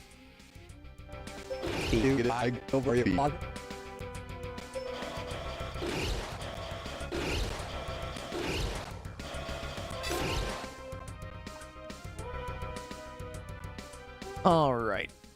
It's like Mr. Prog with a lisp. Honestly, yeah, that fits for Andrew. That 100% fits for Andrew. All right, I'm gonna go ahead and just put on the virtual console menu real quick. I'm gonna quickly get up, stretch my legs, take care of my cats, and when we come back, we're gonna go take the fight to Andrew Oikini. Be right back, y'all.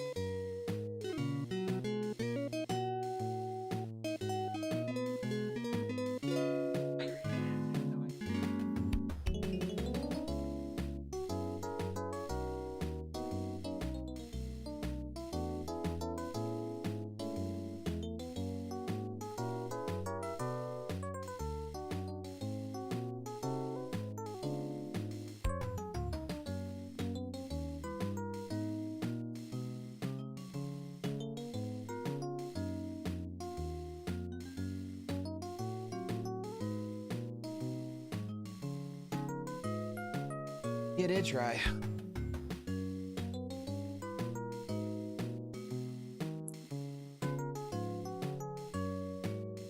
Might be done with it, but we'll see. Should be good for like one more night. Should like another.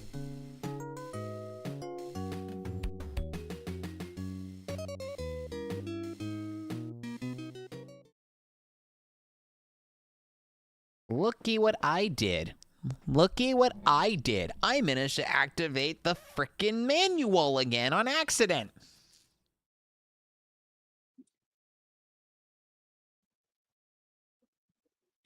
Should I do sad trombone?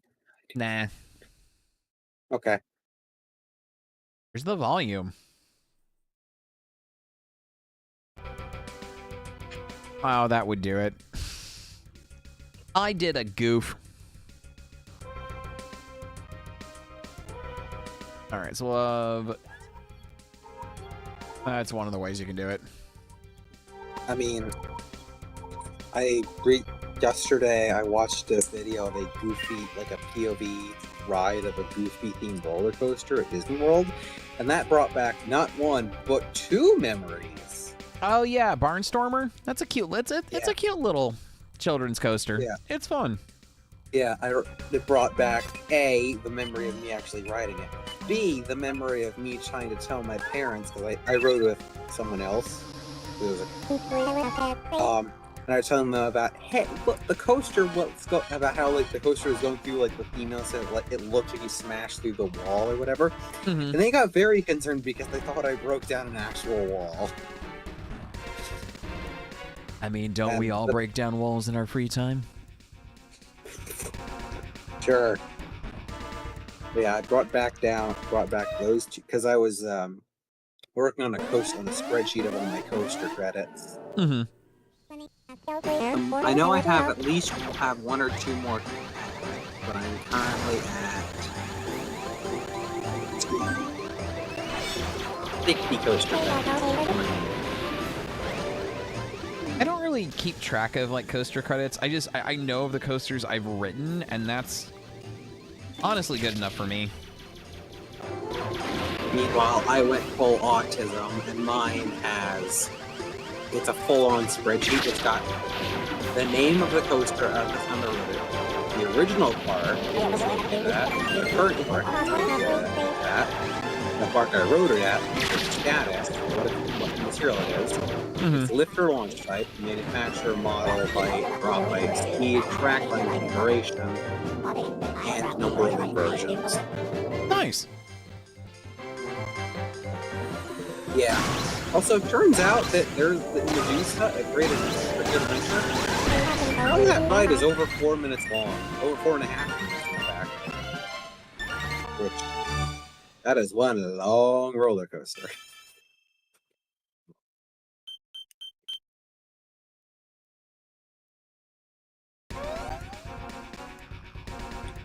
And then the shortest is King Dakar, which was a whopping 28 seconds. Yeah, sounds about right for King Dakar. Still regret not got a chance to ride or experience that. Yeah, about the closest you'll get now is there are a couple of that ride models still around. I've ridden like Storm Runner at Hershey Park is another one, and it's arguably better because it's not just launch up and over and back. There's actually a couple elements and even inversions after the top hat. So it's arguably more of a coaster than I go ahead, Evan.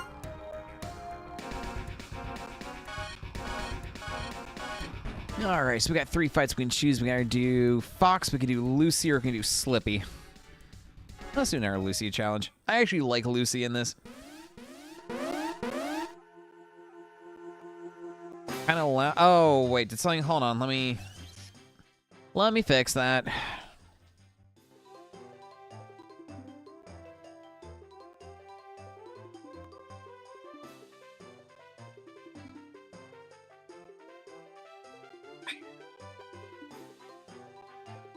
I also think it's funny, because at the bottom I have like a bunch of, I've ridden the mode, like as far as number of coasters made by a manufacturer that I've ridden, the most is the Tacoma. I've ridden 10 of theirs.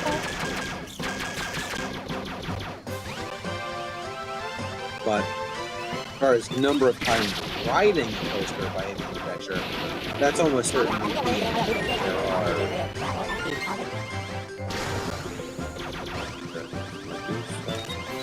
There's 4 B&Ms at Great Adventure.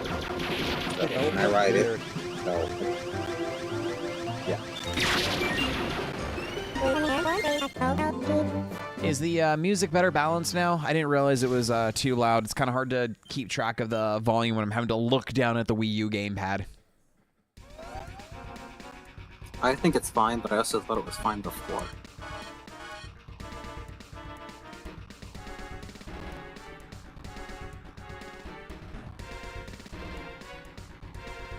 Okay, that's good to know. Thanks, Jetstream. I'm actually gonna go ahead and just do one more tweak.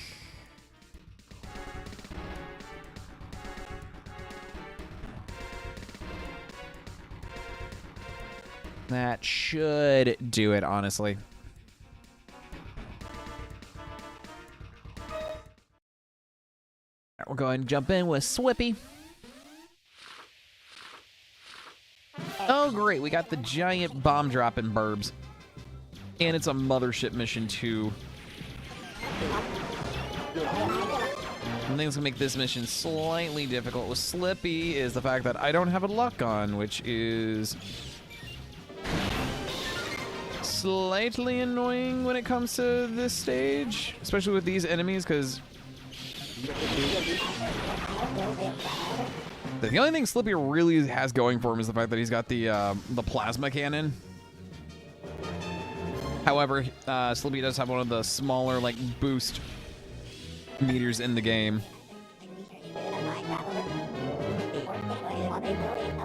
Which usually makes the mothership parts a little bit sketch.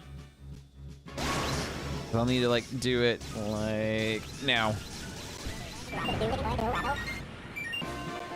Because if I do the barrel roll too early, I'm going to lose it. And then if I crash into the ship, it just doesn't count as you destroying it. And actually, I think it severely damages or just outright kills your wingman.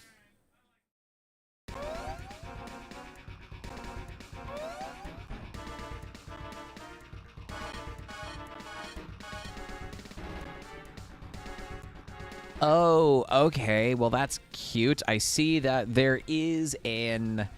We're going to fight an enemy with Fox, but there's going to be an enemy right outside the Great Fox. I don't know if I'm able to get to it in time. I might be able to clear out the Fog of War and shoot it down with a missile, and then I think we can advance to the end. We'll fight.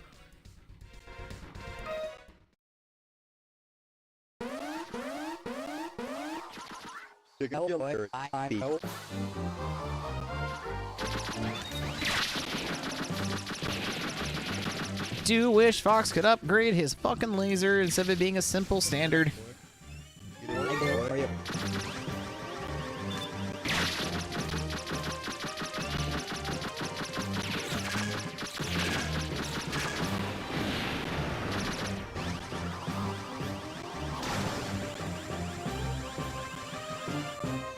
I'm actually going to attempt to see if I can't just do this. No, actually, no. I'm going to see if I can do this all while looking at my top screen on my actual, like, gaming monitor, since this is basically a mirror of what I'm seeing on the Wii U gamepad, but one thing I'm not going to be able to do is actually see where my cursor is for me to adequately know where my bomb would be located, as well as doing things like U-turn and whatnot. Like, I could probably feel it out, but...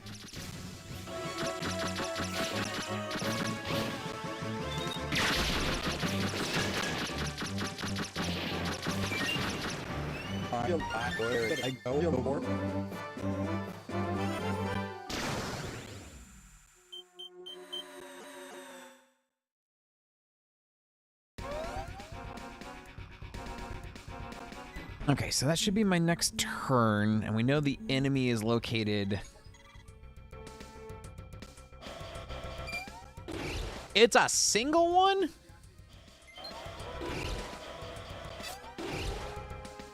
Well, that's slightly important to take down. Slippy, can you attempt to rendezvous with that, or...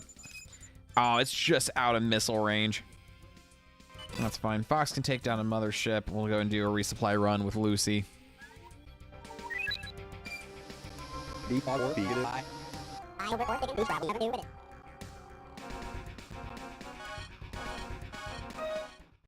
Slippy's like, they're all over the radar. They're everywhere. How many They're are there? everywhere. Oh, I'm being one. destroyed. It's just one person, Slippy. Oh, well, can I melt their faces now? Yes, yes, you may.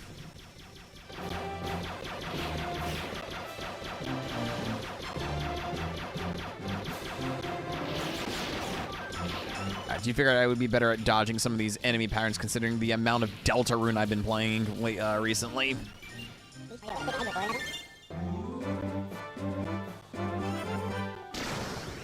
And honestly, it's been a real treat going back through the story of Deltarune again, as I've been trying to play catch-up so I can actually stream Chapter 5 with Tacey.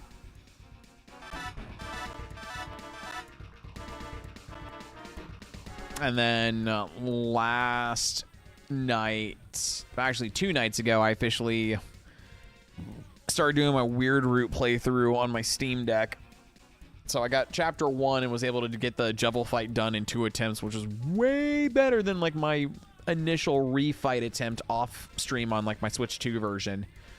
And then today I actually started the Weird Route proper in Chapter 2, doing all of the freezing of enemies with Noelle, and actually doing Ice Grave with Birdly, and now I'm on the Neo Spamton fight, which is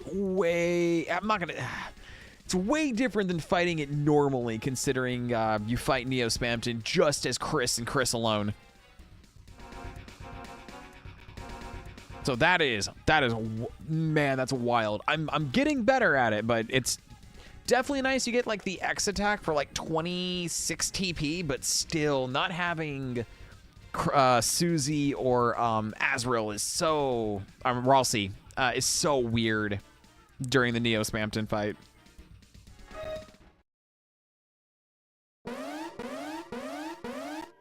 And then everything will be fine, because then when I get to Chapter 3, I'll get a chance to refight ERAM and redo the Roaring Knight again.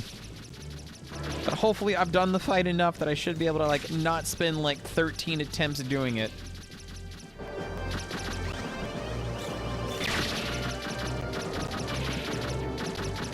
It's exactly 2 moves during the Roaring Knight fight that, oh my god, get out of the mothership hit area, please, Fox. There are 2 moves that the Roaring Knight does that I am just terrible at.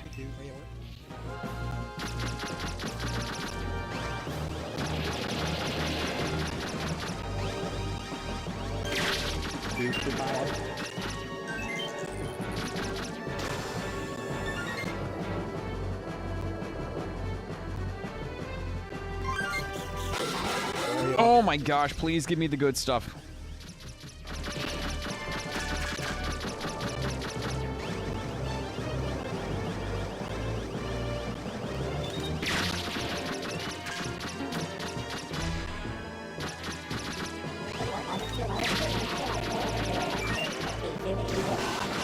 Really?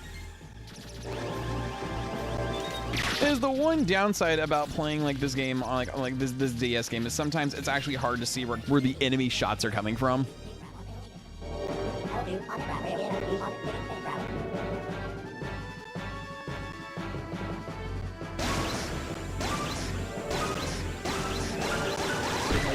Awesome. Done. Sweet. Nice.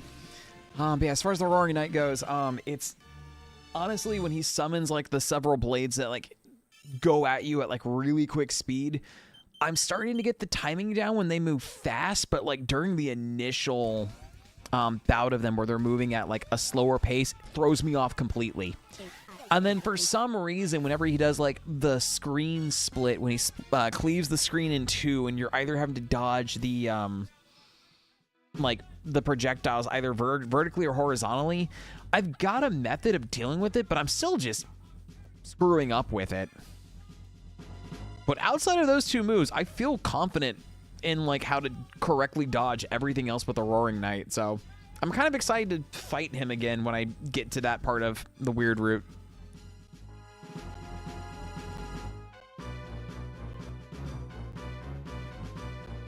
Man, Tacey, I can tell you right now, the entire Snowgrave sequence, I did not feel, oh man, I hated every second of that. As a matter of fact, just like during like the second mouse puzzle where you kind of just have to tell Noelle to proceed over and over and over again until she just kind of freezes the puzzle solid, or even doing like the freeze ring with the add-ins is,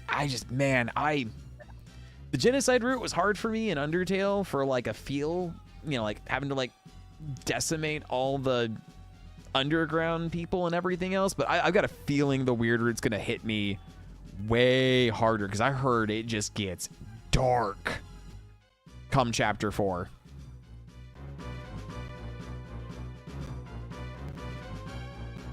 Oh, right, we should get back to Star Fox.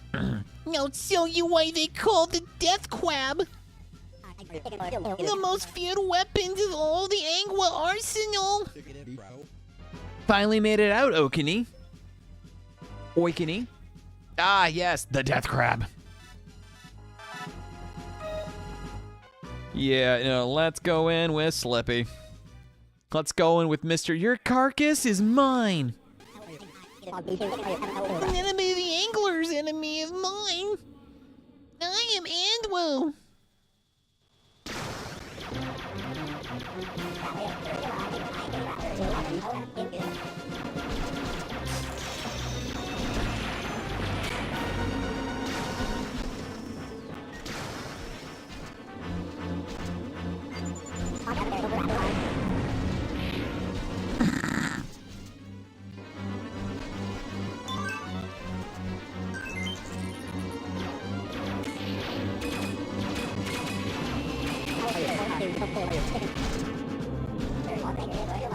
Yes, I know how to fight a giant enemy crab, Rob. It's not my first. No! I'm not finished with you yet. Oh no, the crab can fly. Joke's on you. He's flying. Oh my gosh. Andrew would fly this thing with a PSP. That is a very Andrew coded thing.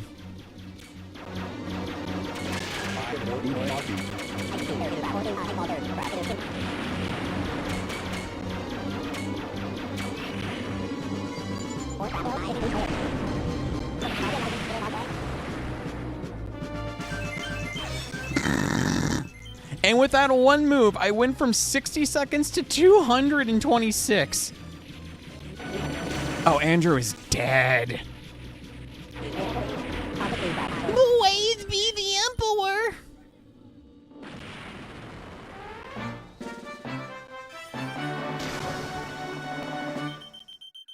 And thus Slippy learned how to kill. And learned the meaning of ultra kill. And overkill. Basically. I waited so long for this and you still beat me. We can do this as often as you want. You're still gonna lose. Yeah, behave yourself. Hopefully this restores peace to Fachina.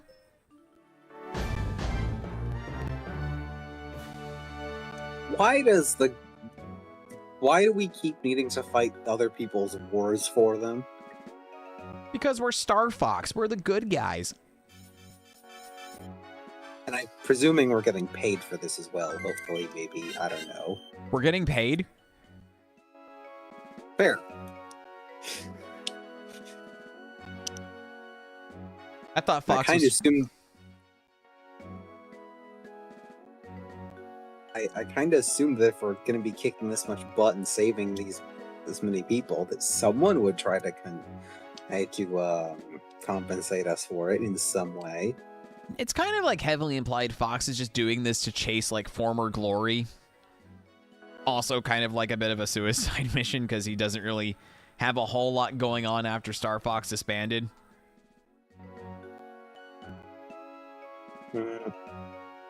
Why did they disband again? Because basically, I mean, long story short, Falco left because he was getting quote-unquote bored. Fox forced Crystal out because he was scared for her. The team didn't really feel good about that. Slippy's, getting married, which surprises everybody. And then Peppy was named the next in command for the Cornerian army. I see. Let's hope this place makes Fachina a safe place. At least for now. Lucy can really fight. I'm surprised. I may look all sweet, but I'm still General Peppy's daughter, so there. You're definitely his daughter. So, Fox, let's talk about Crystal. You really screwed up that one.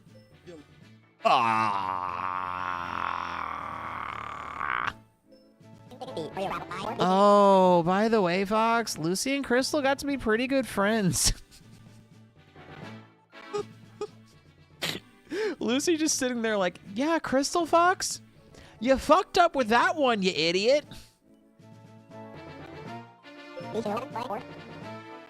Maybe I should have warned you. Yes, Papa thinks of her as a second daughter. Is that so? She's been very sad and lonely since you two split up. Don't you want to try to find her? I had to ask her to leave the team. As long as Crystal was by my side, I knew she would always be in danger. Despite the fact that you were very proud of her for holding her own ground, and, you know, the two of you kind of saved Soria from an Aperoid invasion. And she also went on foot on you on the Angler homeworld. You know, she's proven she's capable in combat. Like I said, I don't think, even if Fox was in love with Crystal, I would feel like he would actually recognize her own ability to, like, take care of herself and kick ass. So, like, I don't like this part of Fox's characterization in this game. You know, Fox, I used to tell your father he messed up with Vixie. And she would bop along the Vocaloid till the cows come home, and James was just too stubborn and set his own ways, listening to grunge and Nirvana. Man, the two of them just never saw foot after that. Then your father had to go get himself killed. You do remind me a lot of your father, Fox.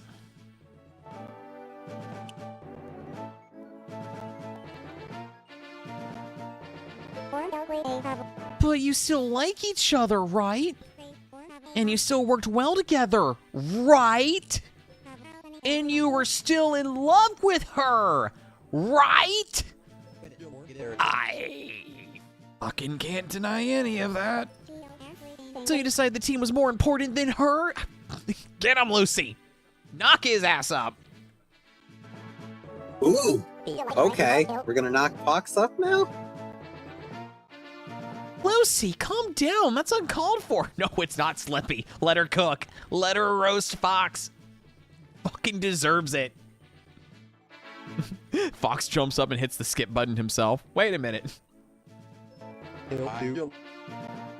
No, it's okay, Slippy. She's right. On all counts. Sorry. Perhaps I said too much. It's not my place. No, Lucy, you're 100% in the right. Knock him down a peg or two. Do it. Eviscerate him. No, don't apologize. Well, anyway, I'm gonna head to Canaria. Have to check in on Papa. All right, be careful. If anything happens, contact us right away. I'll make sure to fill him in on all your fun adventures. And how much you're fucking dead and a loser for breaking your heart like that. God! Hey, Fox, can I ask a favor? Can we maybe stop at Aquas on the way? Why would you want to go there? Well, you see, my fiancé is currently on Aquas. A fiancé? Holy cow, Slippy, I didn't know that. She's on Aquas, huh?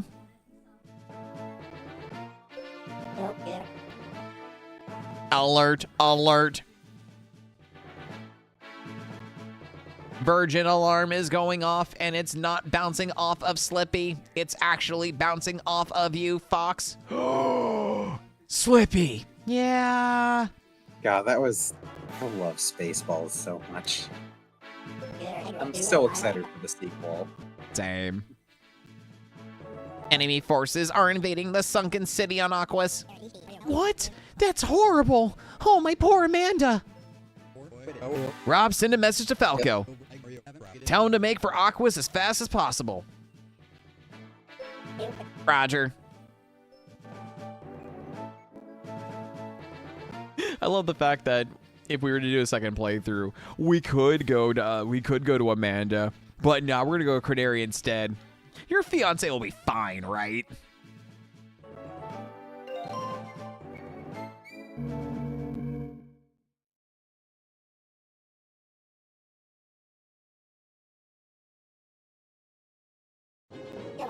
We are approaching the submerged city. What's our status, Rob? The enemy has infiltrated the oceans. So they're here too. I knew it. Well, yeah, Fox, they're known as the Anglers. You know, based off anglerfish. They live in the fucking sea, Fox. Man, who knew these things could be aquatic? Amanda, please respond. Amanda. Slippy, are you having trouble raising her? I got nothing. Fox, what am I gonna do if something has happened to her? Everyone's going to die. And then myself. Whoa there, cowboy. Whoa, I'm sure she's fine. Don't talk like that, Slippy. Still the old Slippy. Falco? What's up, Froggy? I just got here. Late to the party again, Falco. Some things never change. Haha, Fox. Be quiet and listen. Got some interesting info on you. And besides, you'll never guess what I am. I got into speedrunning, and I'm playing my favorite RPG, Super Mario RPG. But Falco, that's a kiddies game. Fox, I will backhand you right here, right now.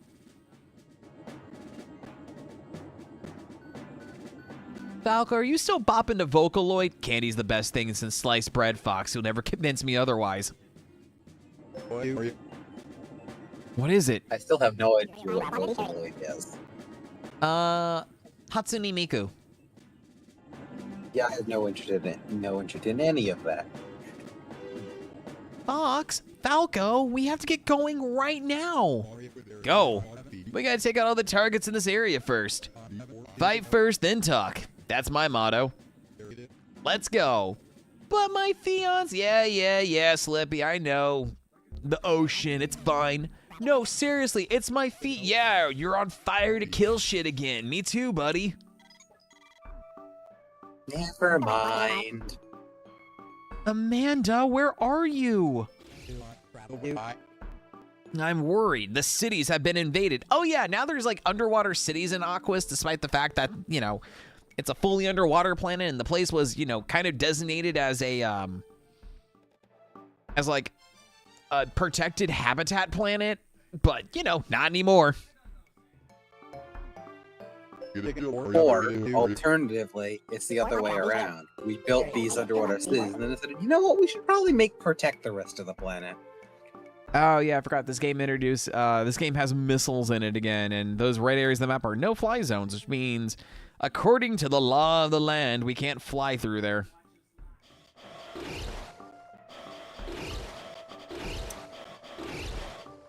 All right, Falco intercepts, Slippy goes this way, Fox goes this way.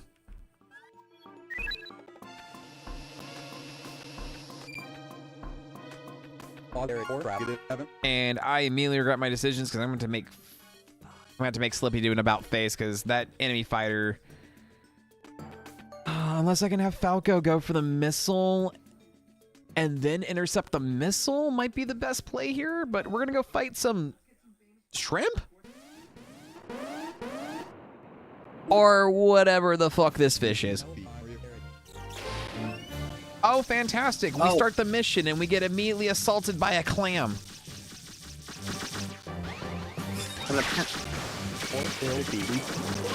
I mean, I guess if it, you know, I guess the spaceship would, spaceship normally begins internal pressure, not external pressure, so I don't know.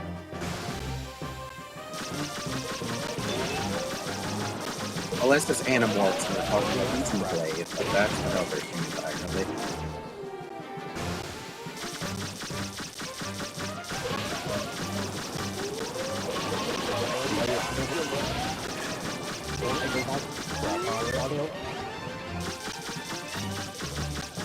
Fox, why do you have to have like some of the worst shielding in the game as well?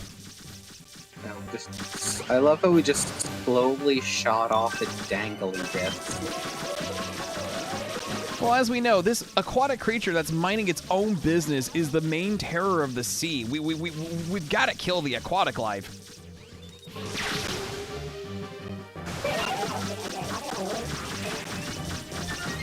Also, the fact that the fish enemy actually goes belly up when you kill it. That is amazing.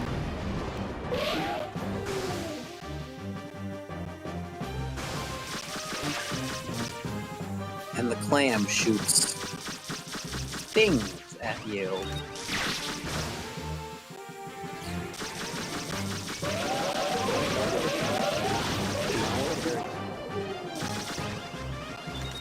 We must defeat the sea life. Sushi's on the menu tonight, boys. Fox, that's an endangered species. Whoops.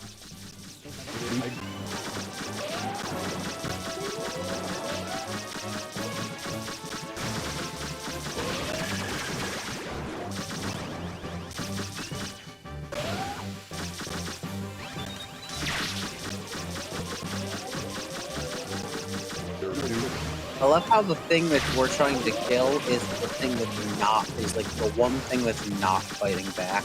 Right, the one thing that like kind of fights back but doesn't really, because you know it just shoots bubbles at us lazily. It's not like actively hunting us down like the clams are. Yeah. Listen, Fox has his priorities not really straight. He's got priorities.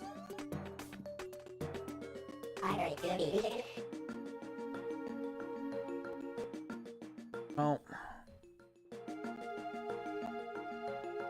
the good news is we now know that there is a enemy base up in that. Oh, hey, Amanda. Slippy. Amanda, are you okay? I keep forgetting her ship looks like a frickin' tadpole. 'Cause, you know, she's a frog.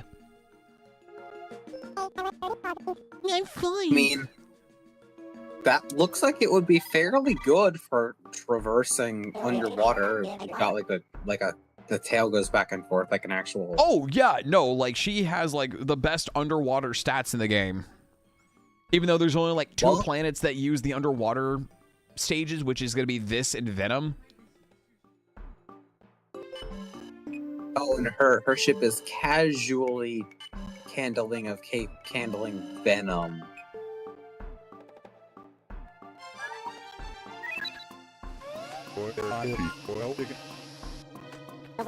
Oh, that's fine, Fox. We'll just ignore the base you just flew completely past. That's okay. Through fire, Time. justice is served. I also just noticed that Amanda also missed the base. On top of that, we are being raided by Arvo the Blue Jay. Hi, Alright, Arvo. welcome in, Raiders. Raiding with a party of 5. How's it going, everybody? Welcome to my channel. I'm Seth Highwind, just a silly, goofy, crazy fox. Welcome to my little corner of the internet. Hope y'all had an amazing night tonight. And Arvo, I hope you had an amazing stream. I am a variety streamer by trade. Do a lot of fun retro gaming. We're currently going... I've been going through all of the Star Fox games to celebrate the release of Star Fox on the Switch 2 last month, and I'm actually able to properly stream Star Fox Command because we're doing this on the Wii U Virtual Console. So hello everyone. Hi there, Soft Klondike. Yeah, settle in, get comfy. Hope you guys have a good night tonight. And Arvo, what were y'all streaming tonight out of curiosity? Yes, this is Wii U. I'm going to I mean, it's DS on Wii U. Like I can like I've got my stream set up in a way where it's. Hang on, I'll just go and pull up the cat cam. So yeah, I'm physically playing with the Wii U gamepad, and I've set up my capture card in a way that I'm able to record both this screen and this screen separately, because on the screen mode that I'm utilizing for the TV output is this, but on a TV screen. So I've got it where the top screen and bottom screen are separated, because that's honestly one of the best ways to like stream Star Fox Command.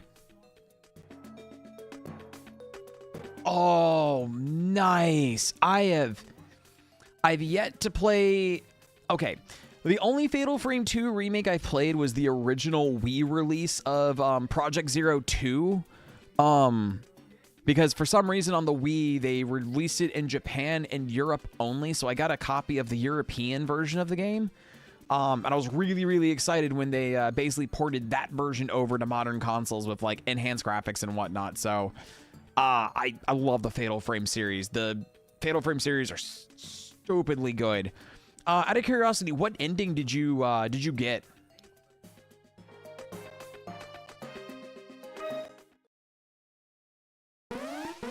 Nice!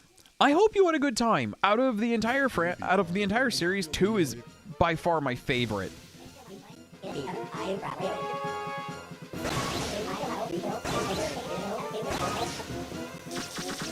Bro. From one verb to another.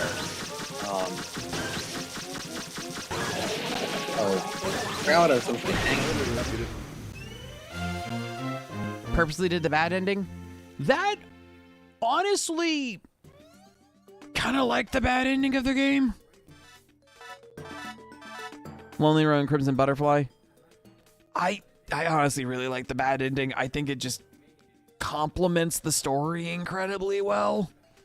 Like, I know usually when I play Fatal Frame 2, I will, like, usually get the bad ending first before I go for the other endings of the game.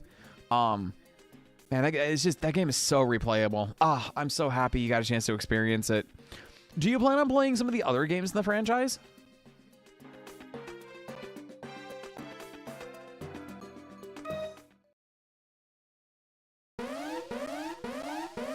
Oh no, we gotta fight a swarm of jellyfish, my arch nemesis from the Echo the Dolphin games. I remember what I was gonna say. Avro, from one verb to another, what is your favorite like family of bird of prey? Like falcon, hawk, eagle, etc. To me it's gotta be falcon.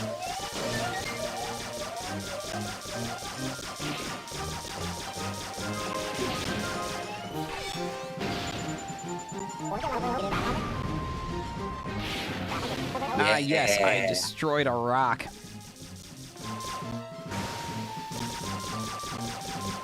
Was it a rock or a stonefish? Both. Jellyfish, jellyfish, jellyfish.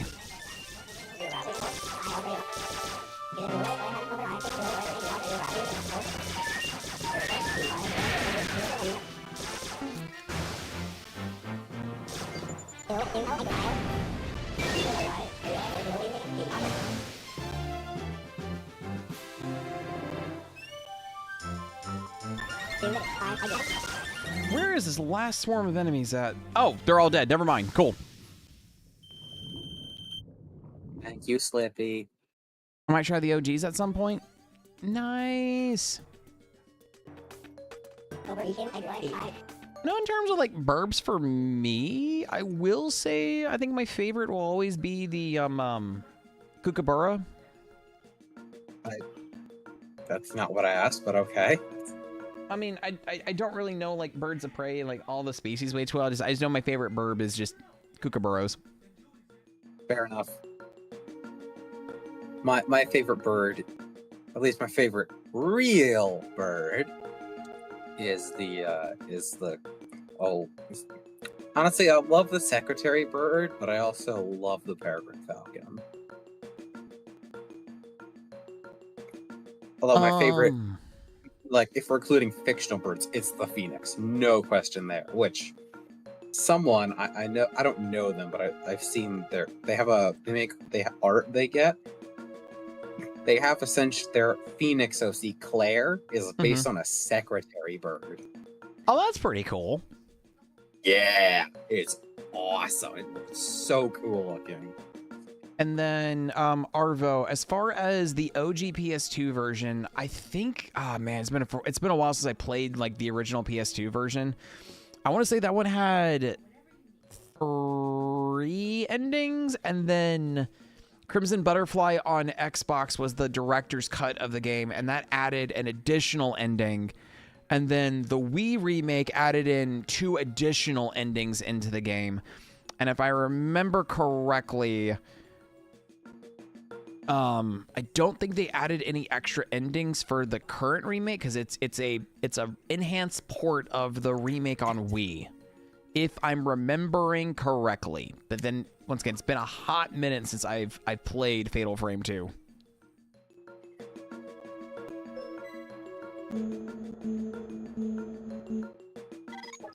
All right, I've posted the okay, there's Claire. I put it in general if you want to take a look at it at some point. The secretary bird phoenix.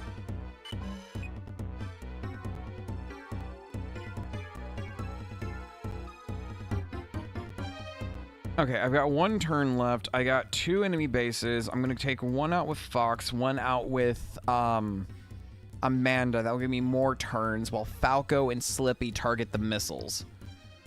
And if anything gets anywhere near the Great Fox has 2 missiles I can only shoot things down with. So I think this is gonna be how I do my turn.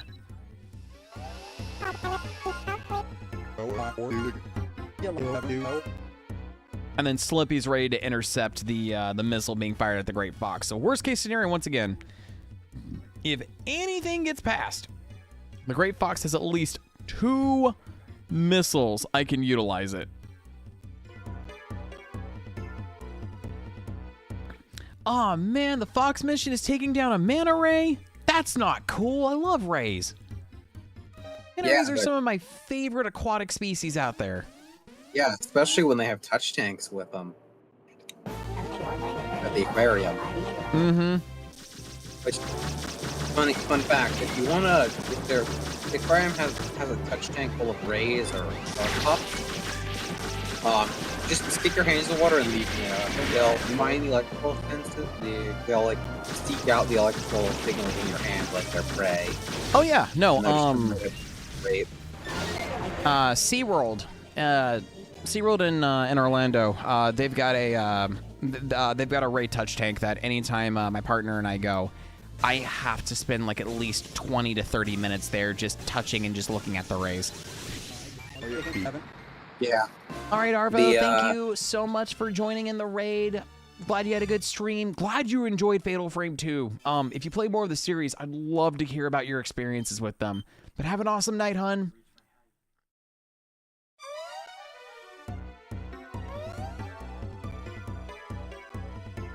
Yeah, I mean, I was more the New Jersey State Aquarium in Camden.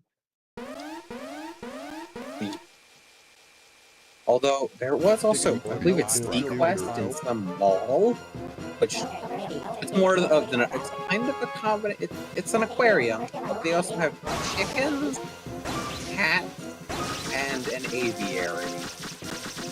That's for a reason. That's a mixture.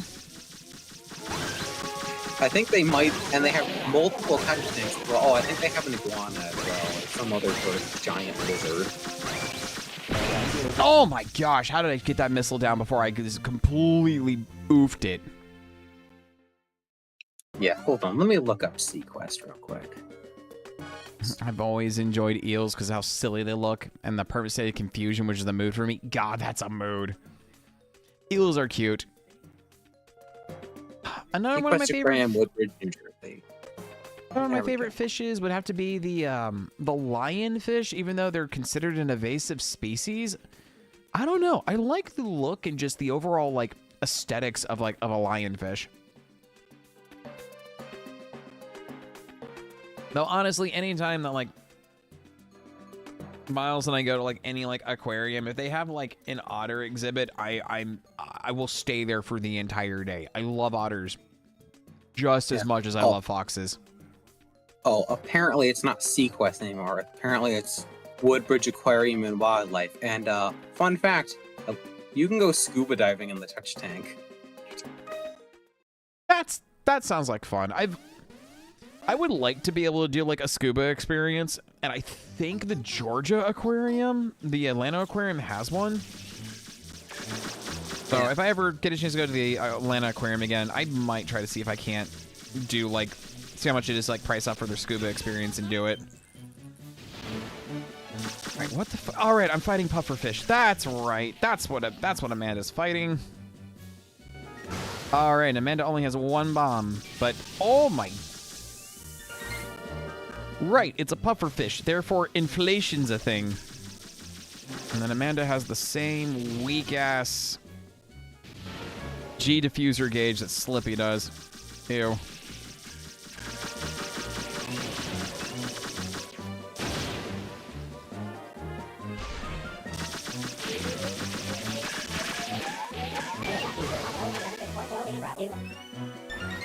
Where's the last puffer? Crab!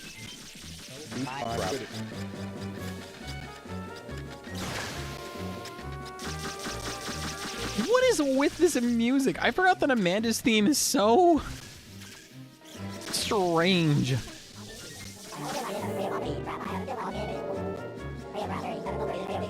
What It's is this carnival ass music? Right? It's like a clown music almost.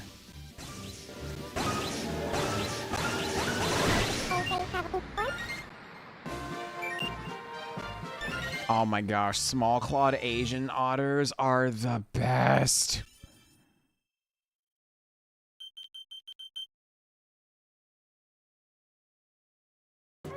They are definitely too sweet and pure for this world.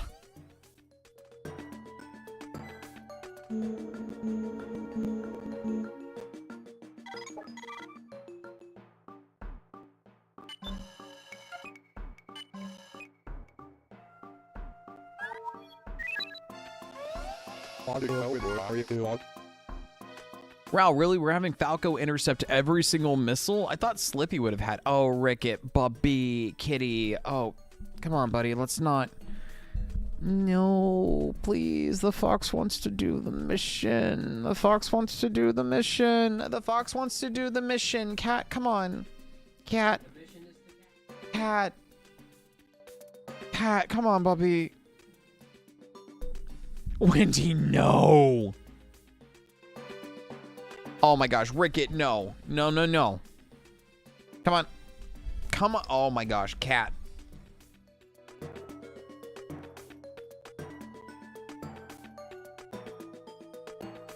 Wendy Bone, if that's your idea of a weird dream, then you haven't. That's pretty tame compared to most of mine. At least most of the ones I remember. Some of which I really don't want to talk about on Twitch. Oh my god, Cat, what are you doing? Turn on kitty cam. I can't. He's on the side. He's nowhere near my lap. Oh my gosh. Cat, come here. I'm gonna snuggle you.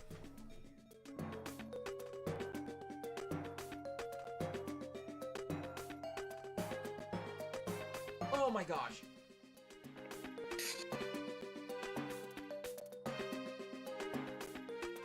No, no, no, no, no, no, no, no, no, no, no. No, you wanted the attention. No, you wanted the attention. You wanted the screen time. Congrats, you're getting it, Ricket. Hi.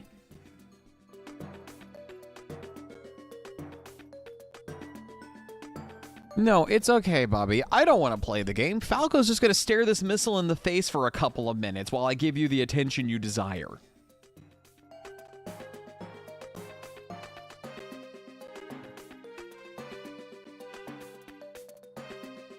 All right, so now we just turn this into let's talk about everything other than Star Fox.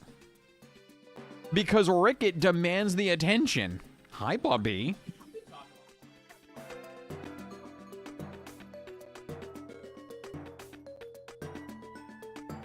Yeah, no, look at this face. Oh my god, if you guys could hear him purr right now, he is the definition of spoiled. Oh, a tortoiseshell?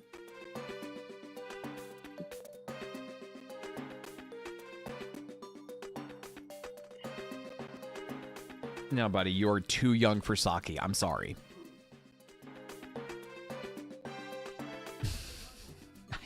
I legit can't play. I cannot give this cat attention and use the Wii U gamepad at the same time.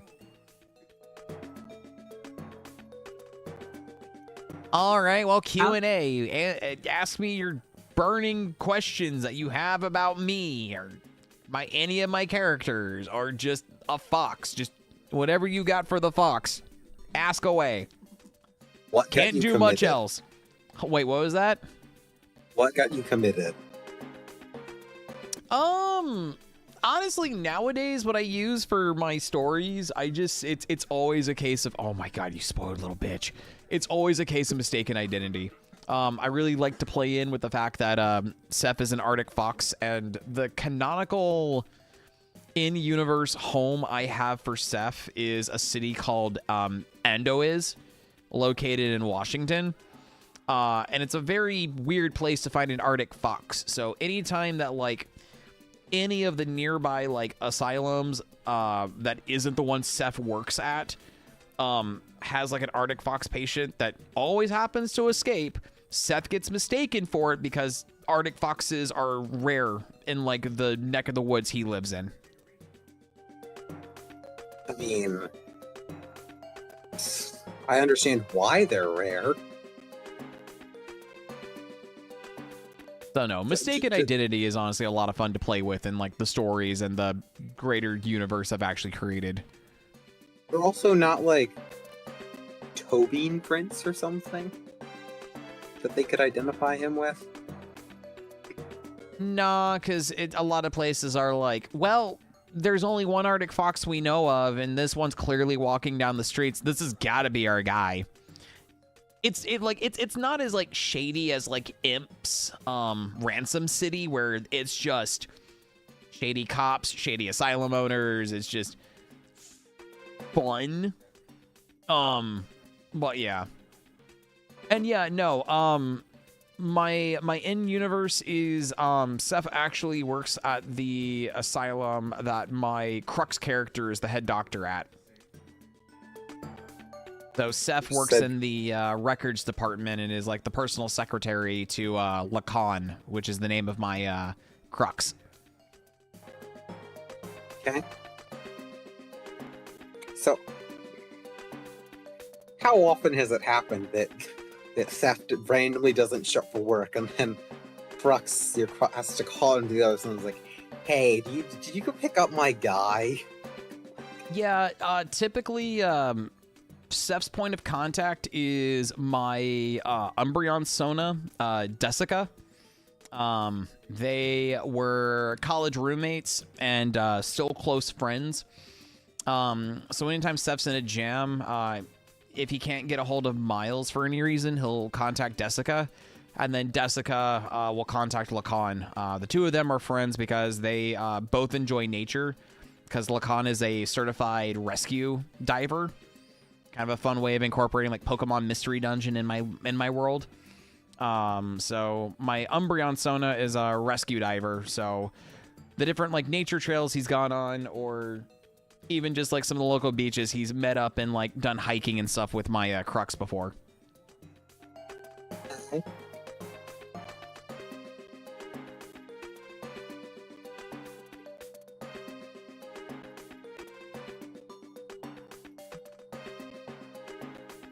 Any other burning questions or desires? Gaming, cat, anything else y'all want to know? I'm legit tied up at the moment. I can't do anything. How many kitties? 2 kitties. This is Ricket. This is Miles' cat. He is an absolute snuggle bug and loves attention. Tango is my cat. He's an orange tab, 1 brain cell, and he is very antisocial. Tango will mostly like let me do like small bits of attention here and there, but he's not very much an attention cat like this one is. Okay. I unfortunately my kitty has not showed up. Otherwise, I would, you know what? I have pictures. I will post pictures of Legacy. Right below, actually, I will post it right below Claire the Phoenix, the secretary bird Phoenix. And what did you think? What did you think of Claire? I haven't looked yet. I've been playing, and now I'm. Hang on. I'm. Yeah. This is the rest of the stream now. Ooh. Isn't it cool? I'm honestly in love. Like, for some reason, like I see that she's a phoenix. She's kind of got a little bit of like Breagle as well, like Kazooie from Banjo-Kazooie in terms of like the color scheme. Absolutely. But like they're so cool looking. Such a cool Sona. Oh, I'm trying to remember who did that art. Or hang on, I'm pulling up FA now. Trying to remember the artist that did that spoopy pic. Because that spoopy pick was because they were doing a your character here, and that one just like spoke the most to me. Okay, yeah, it was done by Silly Free 3. Silly Freeze. Yeah, no, they were doing like these cute little like Halloween stuff, and just the image of like a ghostly character and like a torn up straitjacket. I was like, you know what? I could write a very fun cutesy story with that image. It's honestly one of my favorite little like mini stories I've written. I will need to go read that. Man, I've got two unfinished stories. One I just need to like get off my lazy fluffy ass and finish. The other one is more of like a fun like mist journal chronicle, like if I was like writing a story of like Seth discovering linking books for the first time through like a first person journal. So I want to get that one done. And then I've got another story idea for Moby and Seth. Where because I know because as I've mentioned it before on stream, but Seth originally started off as a Sonic OC before they evolved into my persona. And when I recently got updated artwork of the Mobian side of Seth, I also rewrote his story where he grew up on West Side Island, which is the location of Sonic 2, where his parents lived like on the like outskirts of Casino Night. But Seth had way more fun playing in like the aquatic ruin zone of the island. I've got a fun story I want to write where he's gonna go scuba diving with equipment borrowed from Tails. Discovers like the lost, like an actual like dry chamber with like pictograms of like the ancient civilization that was like cut from the prototype of Sonic 2 with like time travel, and have a fun way to link it back to the Atlanteans from Echo the Dolphin. That's a story I really, really want to write. You say Atlanteans, and all I can think of is the Minecraft parody by the Atlantic Craft. I mean, usually when I think of like the Lost City of Atlantis, if I'm not thinking of Indiana Jones and the Fate of Atlantis, I'm thinking of the episode of Futurama where they find the Lost City of Atlanta. Lost City of Atlanta, yes. Is it in Georgia? Probably not. Well, no, it is, because Atlanta trying to boost their popularity. They decided to surgically remove the city from Georgia and put it in the ocean to drive tourism. But then the city sank into the waters, and thanks to the pollution from the Coca-Cola factory, transformed everyone into mermaids. Is that actual canon lore? Because good lord. No, that is actual canon lore in Futurama. God. Also, it's like one of my favorite bits where like Fry elects to stay in Atlanta because he has the hots for the mayor's daughter. And when they try to do the business, he's very confused because, you know, she's got the fish part on bottom and like the lady part on top. And he has no idea what she means by like fertilizing eggs and whatnot. So he runs away and just shouts, "Why couldn't she be the other kind of mermaid with the fish part on top and the lady part on the bottom?"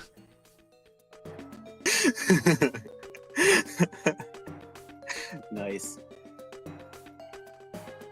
Any moment now. My phone is slowly trying to post these pictures of Legacy.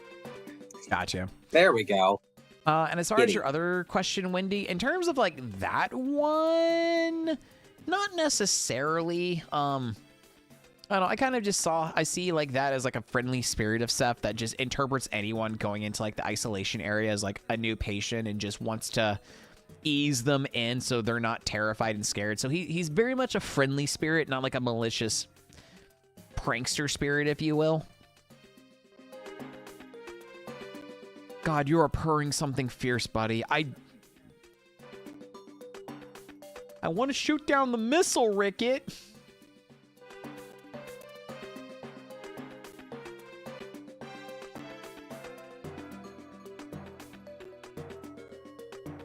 Yeah. I forgot that Lego did like an updated Atlantis set. I'm still used to like the original like Atlantis sets from the Oh my god, those The were 90s? amazing.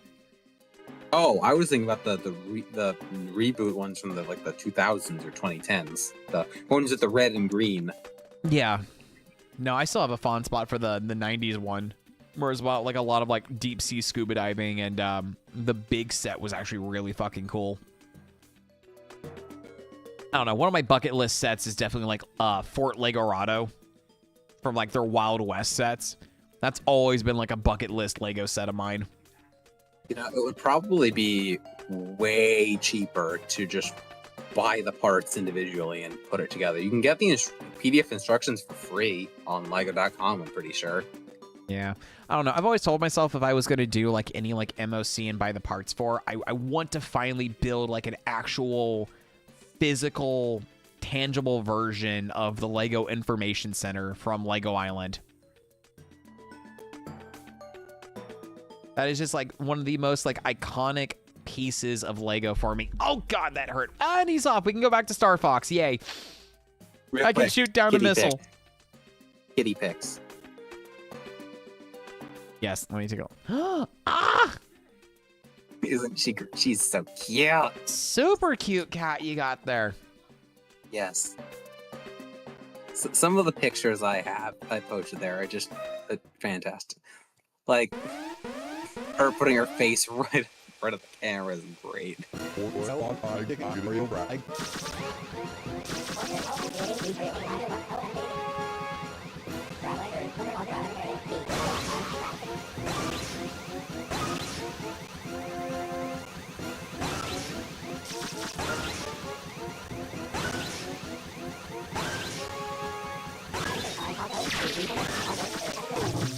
Oh no!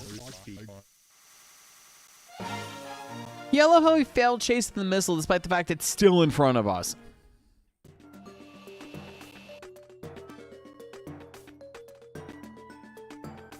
Wait, because we failed to chase down the missile, it counts as Falco dying? Are we gonna do missile to missile firing? It's still out of range. Oh wait, no, thankfully it doesn't count that as a loss. I don't know why it would. That's ever.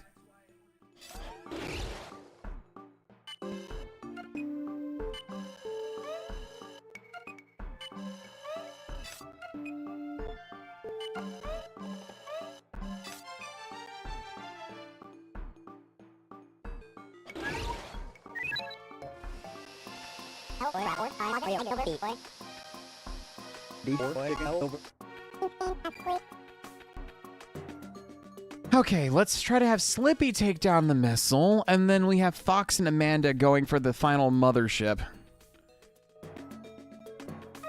Let's at least try to take down this missile before anything else. Wow, that's one huge missile! God, Slippy, keep it in your pants, buddy.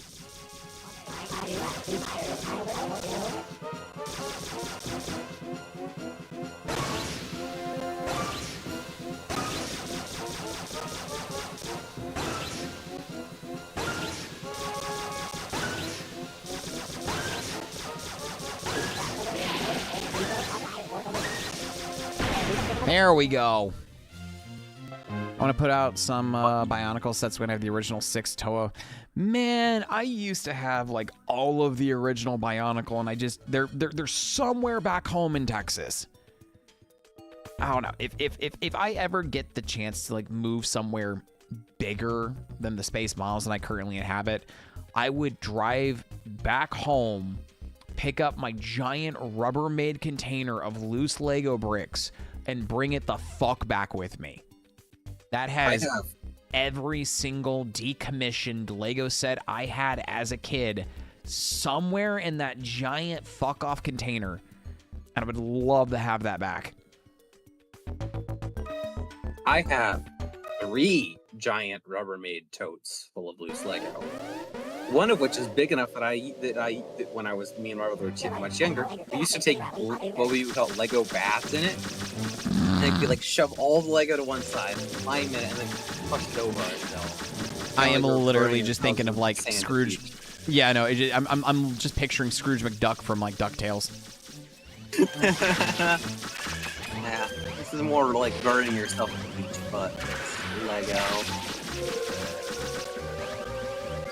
Screw this. Missed opportunity for the tail to be wig flying back and forth as purple.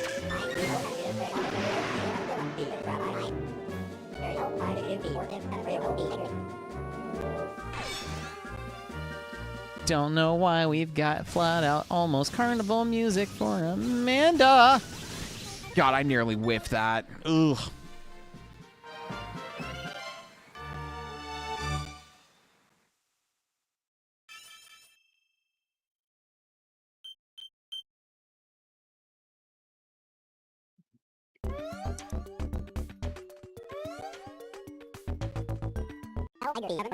Amanda, everyone, are you okay? I'm sorry, it should be more like, Amanda, everyone, are you okay?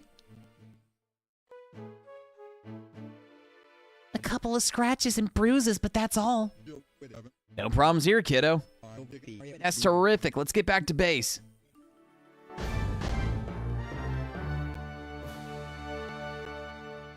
Oh, Seth, did you ever watch that video I posted? That was like the complete breakdown of the R-Wing.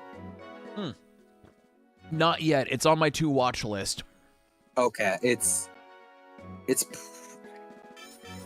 yeah. Yeah, no, Keep on that channel that's pretty much all that channel does is do breakdowns of various ships like that. right. And Amanda, I'm so happy you're not hurt. Of course I'm all right. I'm gonna be your wife, remember? I'm prepared for anything. Really? Aw, you're the best. Don't cry, Slippy. Amanda is safe. You should be happy. Yeah, and they won't mess with us again. If they do, I'll be waiting to give them a little... Oh no, she's got the bloodlust like Slippy does. Surprised Falco hasn't come in here and just said, wait a minute. Slippy fucks and just like ruins the mood. Never mind, this is way worse. Right on, sister. That's the kind of guff that Falco likes to hear. I think she's more of an asset to the team than Slippy is. Falco? How dare you? No, that's not right. Slippy, darling, you are simply wonderful. Gosh, really? Ugh. Why don't you two lovebirds take them on all by yourselves? Look, enough I ain't banter. I got something to tell you, Fox. It's about your ex, I mean Crystal.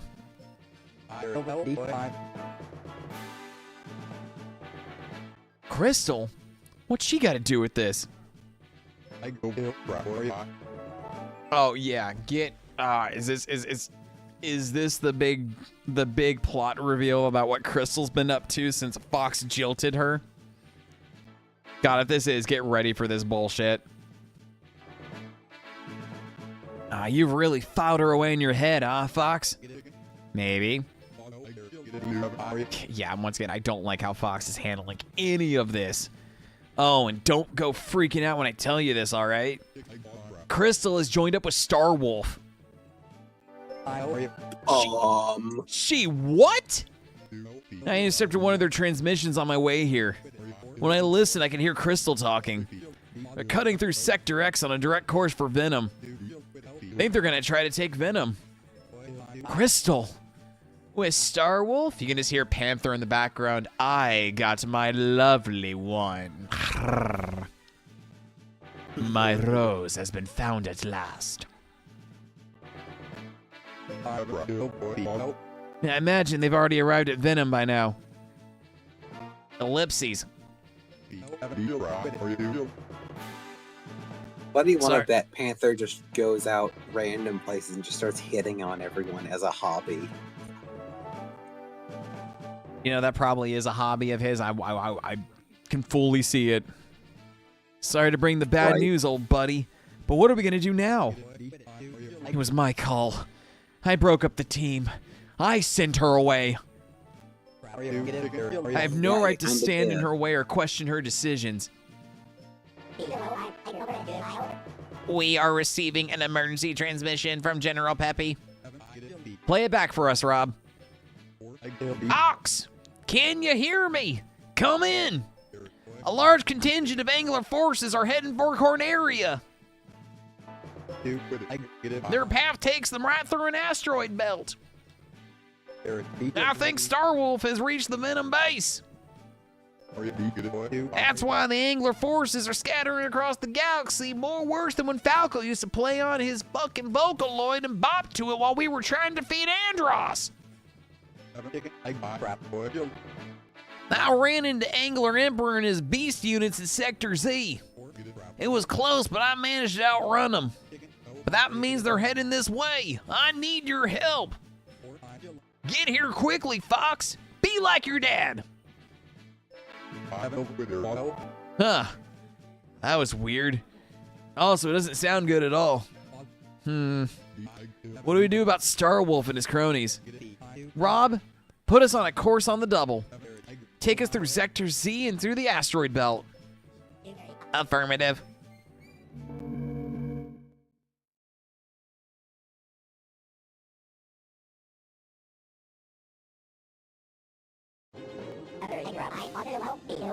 I have detected multiple contacts. Angler fighters are closing in. Do you think they were waiting in an ambush? Looks like they wanted to make a final stand here. Let's make them pay. Fox, I'm getting a message from your ex. I mean Crystal. Team Star Fox, do you read me? This is Team Star Fox. Hey, Crystal. I knew you'd make it out there in one piece. Yay, Crystal! You made it! Fuck. I'm sorry, Fox. But listen, you had... Don't worry. I'm just glad you're okay. Yes, I appear to be all in one piece. Thank goodness! We need all the hands we can get right now. Will you assist us? All right. The Anglers have called in reinforcements. A massive attack force is heading our way. Why does this shit always happen in Sector Z? I told you a million times never come back to this sector, but do you listen to me? No, you just call me a massive bucket of bolts and a massive waste of space, and you plot your fucking course without me anyway.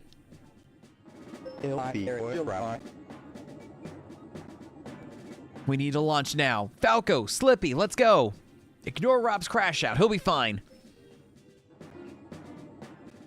Poor Rob.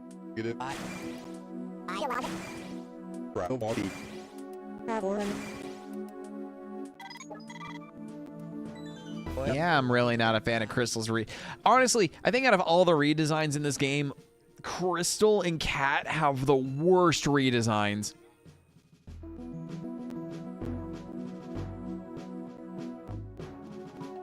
Like, I don't...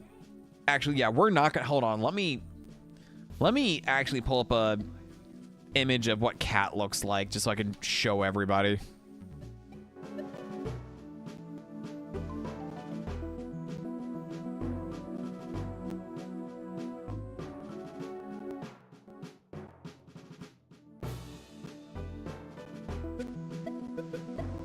Ah, good. The Arwingpedia has her preferred best version of her as their character background, because, you know, it's the Star Fox Switch 2 version, because, ugh, I love her so much.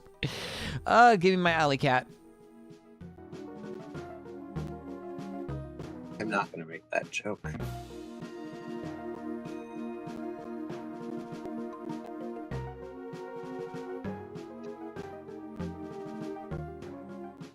Yeah, there's... Oh, I hate this version of Cat so much. Let me quickly make a... Where are you? Where is my browser? Okay. Okay. Yeah, so this is Cat in Star Fox Command, and I hate it so much.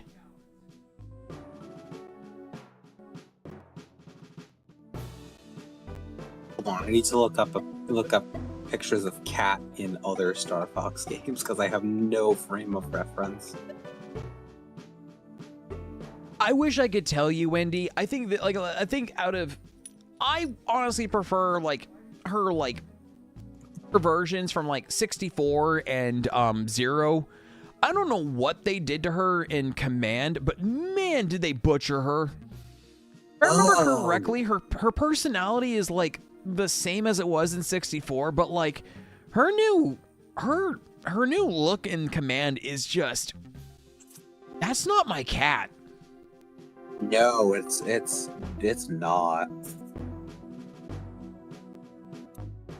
So yeah, God, they.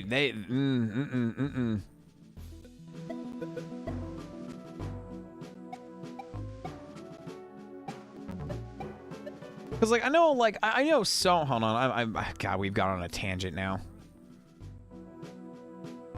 Then again, Yeah, but we're here for that.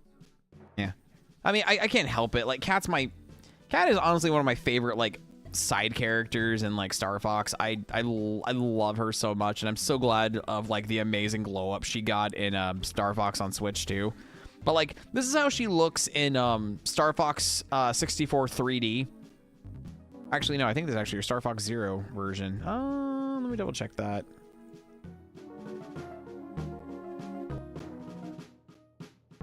Okay, yeah, no, that's this is basically the design they use for her in Star Fox 64 3D as well as Zero. I don't mind this as a updated version of her 64 design, but I mean, I'm sorry. I think out of everybody, yeah, give me best Cat. Give me best Cat.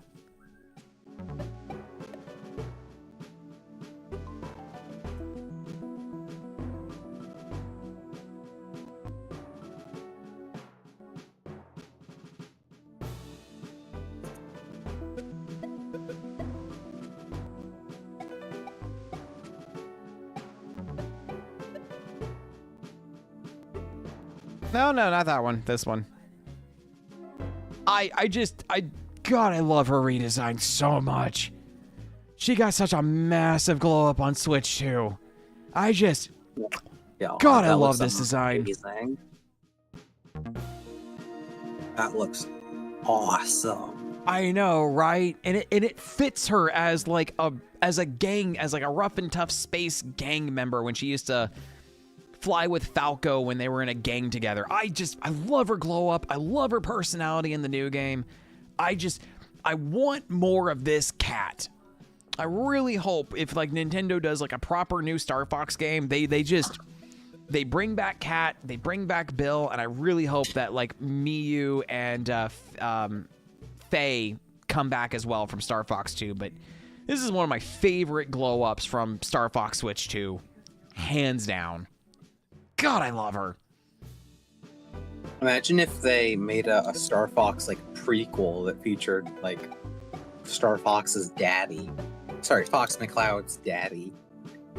I mean, it really wouldn't be that much because James was part of the Cornerian army before he kind of like left and made up the Star Fox team, dragged Peppy in, and then at James's request decided to bring Pigma Dangar on board because, you know, that was a great choice. And they didn't really do that many missions together until like Pepper is like, oh shit, weird shit's going on Venom. And by that point, Pigma was already like betrayed the team. So I see. like, unfortunately, when it comes to like Star Fox prequels, you can't really do much unless you were to do like some kind of like flight sim with like Fox and Slippy as part of like the Cornerian Academy before Fox quits and basically reforms his dad's old team with Slippy, Peppy, and then, you know, basically like puts Falco in an R-Wing. Falco kicks everyone's ass, and Fox is like, cool, you like the ship? You want to join the team? And Falco's like, sure. That would honestly be kind of cool, not gonna lie. Like,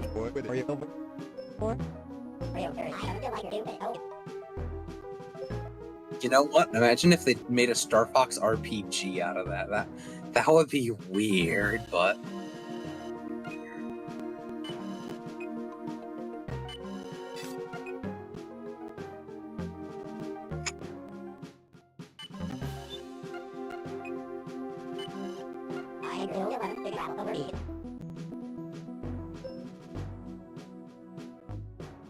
Okay, this might be the best bet. I love the fact that we're in Sector Z, and yet this is more like an asteroid belt right now.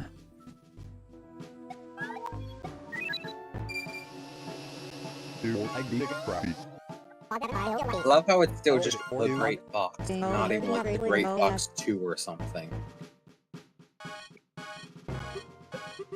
All right, so we got Space Fish, Enemy Fighter, Space Snail, and then line of enemies?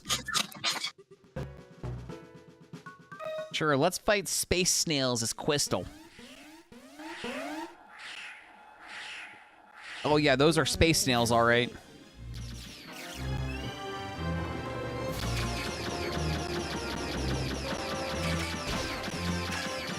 When they split open, they look like that one CIS Trade Federation Star Wars ship thing. Well, it's got like the two halves with the connector in the middle. The one that used to be a super freighter. Wow, that bomb did absolutely nothing. I'm actually not really well versed in Star Wars ships outside of like a couple of like stuff that like the Rebellion uses, as well as like Kyle Katarn's ship from the Jedi Knight series. Okay, basically, imagine take a sphere, split it in half top to bottom, move the two halves apart, and then put essentially a rectangular that like bomb brick to badly. connect them. Gotcha.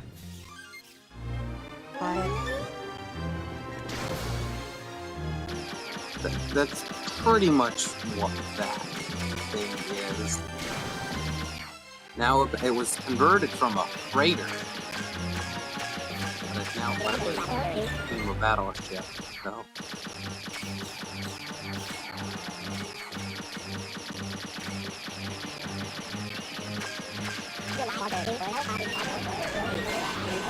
Oh, what do you mean that tagged me?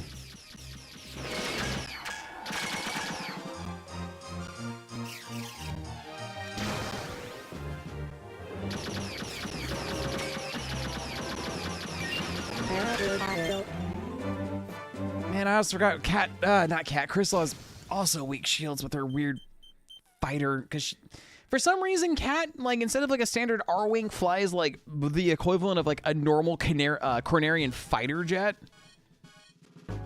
instead of her own like unique R-Wing, which is so weird.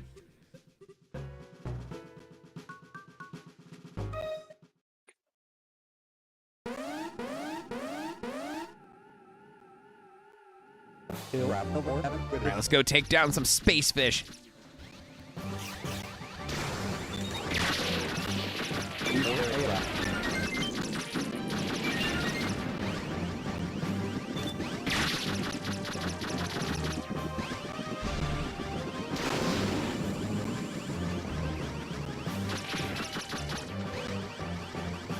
I also love how Crystal's R-Wing has handguns. And all of the other ones, at least just in the boxes and Squippies, which have nose guns, which is sure. Yeah, once again, Crystal's fighter ship is actually just like a modified Cornerian starfighter. So it's not like the Crystal. I thought you said Cat. No. Cat has her own unique ship. I don't remember the name of it right now for some reason. I might need to relook that up. Where the fuck are these damn... Hold on. Fuck this. Bomb!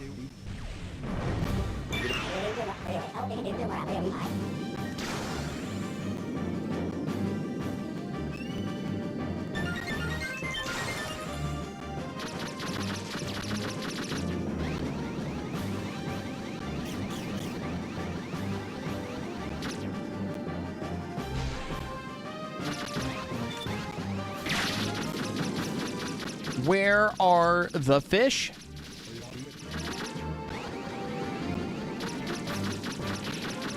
Oh my god, it is one. Absolutely just one bloody fish left.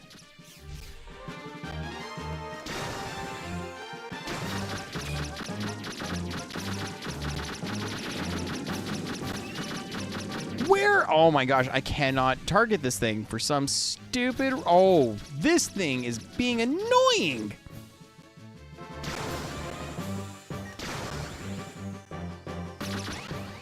Let me actually, like, get some There we go.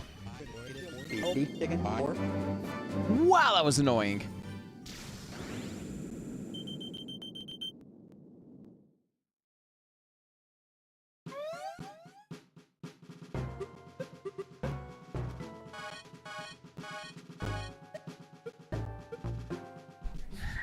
All right, so based on how this is going, I can have Fox pick up the health the next turn. The Great Fox will shoot down a missile. Cat can intercept the one lone enemy unit.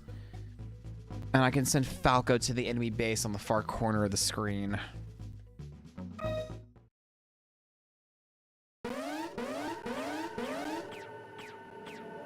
Yes, I love staring at the butt of an enemy.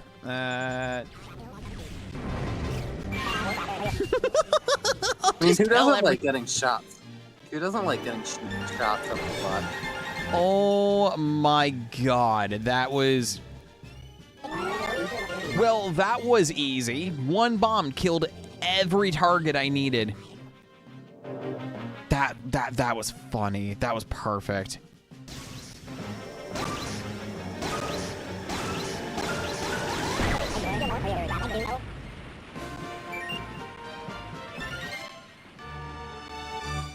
Yeah, I was not expecting to take down every single 10 units with one bomb. No, but it was very cool. No, it was perfect. Only downside about that is I did not get a lot of time bonus for that. Killing 10 enemies with one bomb doesn't give you much time bonus. No, because honestly, you can bulk up a lot of your time bonus if you not by doing that. If you barrel roll out of enemies, there's shots that are being reflected by your ship. You could actually rank up some pretty good time bonuses via that.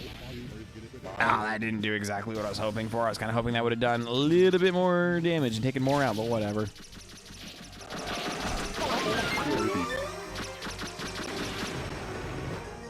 Are these things really just standing still, just asking me to just take them? Ooh, okay, these things are kind of annoying.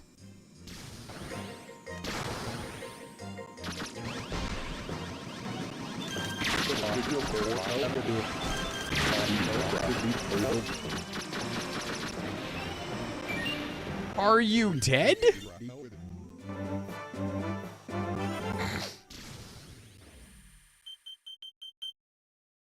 I guess they are. I was a little worried when the All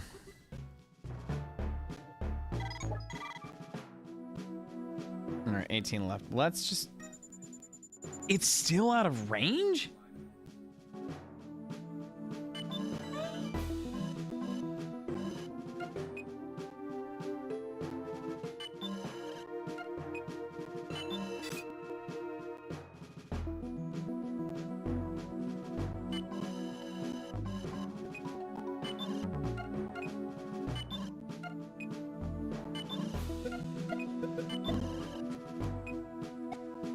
All right, because I'm going to the asteroid field, my limitations with Falco are kind of garbage right now.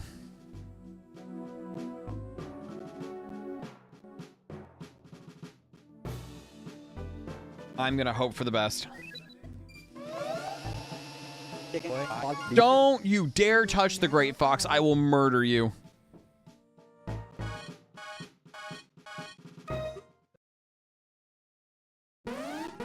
Well, the Great Fox is going to be very happy. I'm going to be shooting down 2 targets.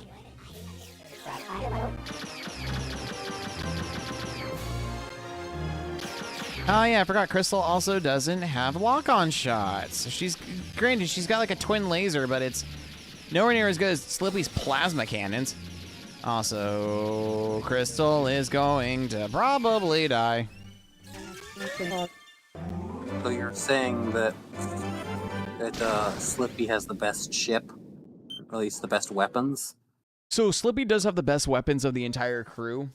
So like Fox and Falco have single laser. Slippy has plasma, which is like the best laser in the game, and he gets sacrificed for low shields and low G diffuser system. But like he makes up for it in raw firepower. Like Slippy is probably one of my favorite characters in this game.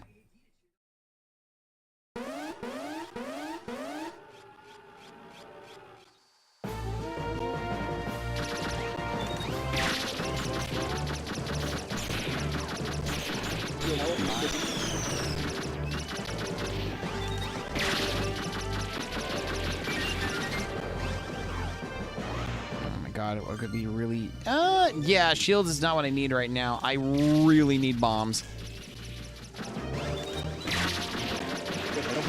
I don't think I'm going to find any bomb pickup. Actually, I've got one bomb. I got exactly one.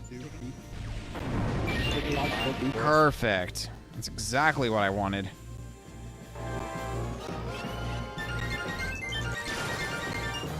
And there was a time pickup there, too, which is very useful.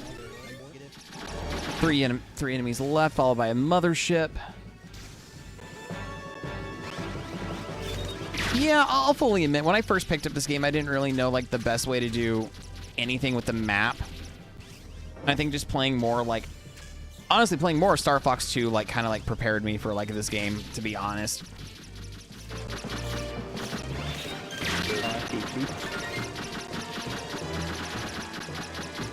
Man, I hear this theme for Fox and all I think of is Area 6, which then just makes me think of Slippy going, "Look out for enemy missiles! Shoot them down! We're being marked!"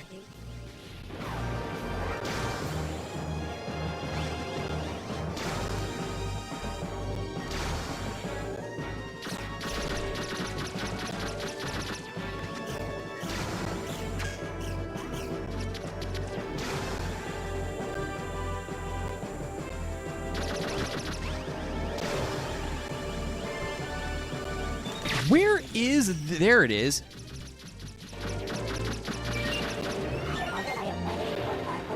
I am cutting it stupidly close with this time limit right now, and I'm not a fan of that.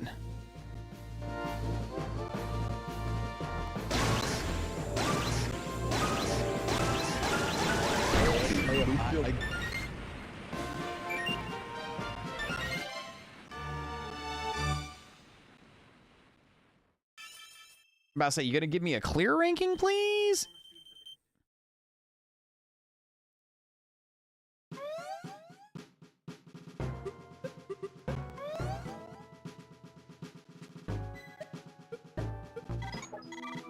Okay, we got 5 units remaining. Great.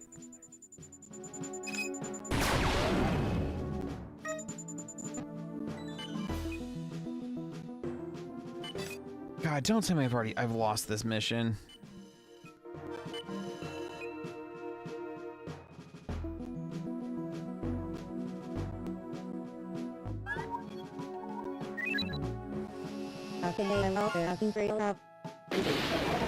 Go fuck yourself, game.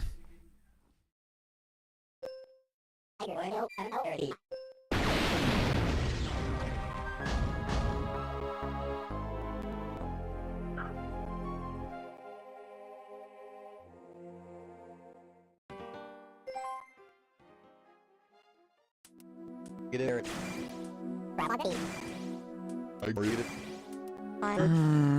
Okay.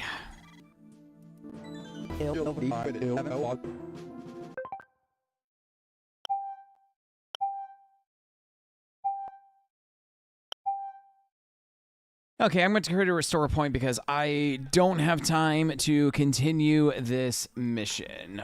Between my Wii U gamepad being close to being dead battery and me actually hitting the end of my stream time.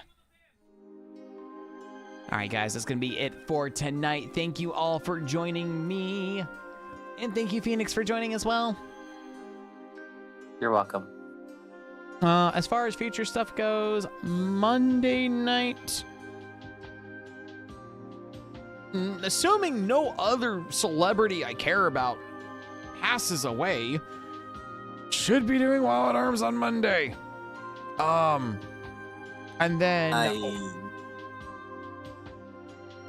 Sorry, go on. yeah, so we should be doing Wild Arms on Monday. If you are able to, please join me, and honestly, just join the weekend in general. Starting tomorrow, GDQ Hotfix is doing non-binary people celebration marathon, if you will. They've got some really awesome runs being ran by a whole bunch of folks in the non-binary community. Things are starting off tomorrow, and then I'll be running Quest for Glory 3 Wages of War, my Thief Any Percent run, Sunday around 5:57 p.m. EST. So if you are able to join and support and just give views and support to the non-binary community, that would be amazing. So hope to see some of you guys Sunday for my run, and if you're able to, please watch the rest of the event starting tomorrow. But then definitely Monday we'll be back with hopefully Wild Arms 3, which means I'm gonna have to redo my entire capture card to not be the DS. So outside of that, guys, I hope you all have a good night. Let's find ourselves a raid target. Yeah. And then we should also figure out a raid message tonight. What I was just gonna say is that I may or may not be able to be here on Monday, and if I will, it's gonna be very late because Monday I'm going to Six Flags after work as usual. Nice. So I'm probably not gonna get home until at least 9 p.m. Because park closes at 8, I'm pretty sure, and then it takes me like half an hour, like 20 or before I can actually walk from the park back to the car and all that. And then the drive home is another 30-40 minutes. Gotcha. I think we're gonna raid tonight with Slippy's Engaged as the biggest shock of Star Fox Command, and we'll be giving love to Pearl Knock. They are currently playing Road Rash 3, which is my favorite of the original Road Rash trilogy. They are an amazing artist. I love all of the art that they do, and I also love it when they actually get a chance to do streams. So let's go give Pearl Knock some love.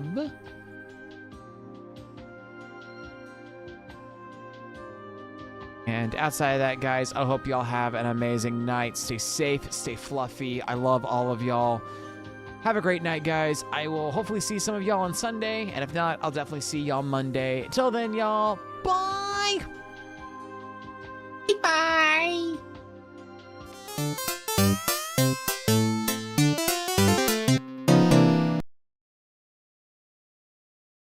Oh, this is the part where I say something funny, but I have nothing on the top of my mind. Look, a distraction!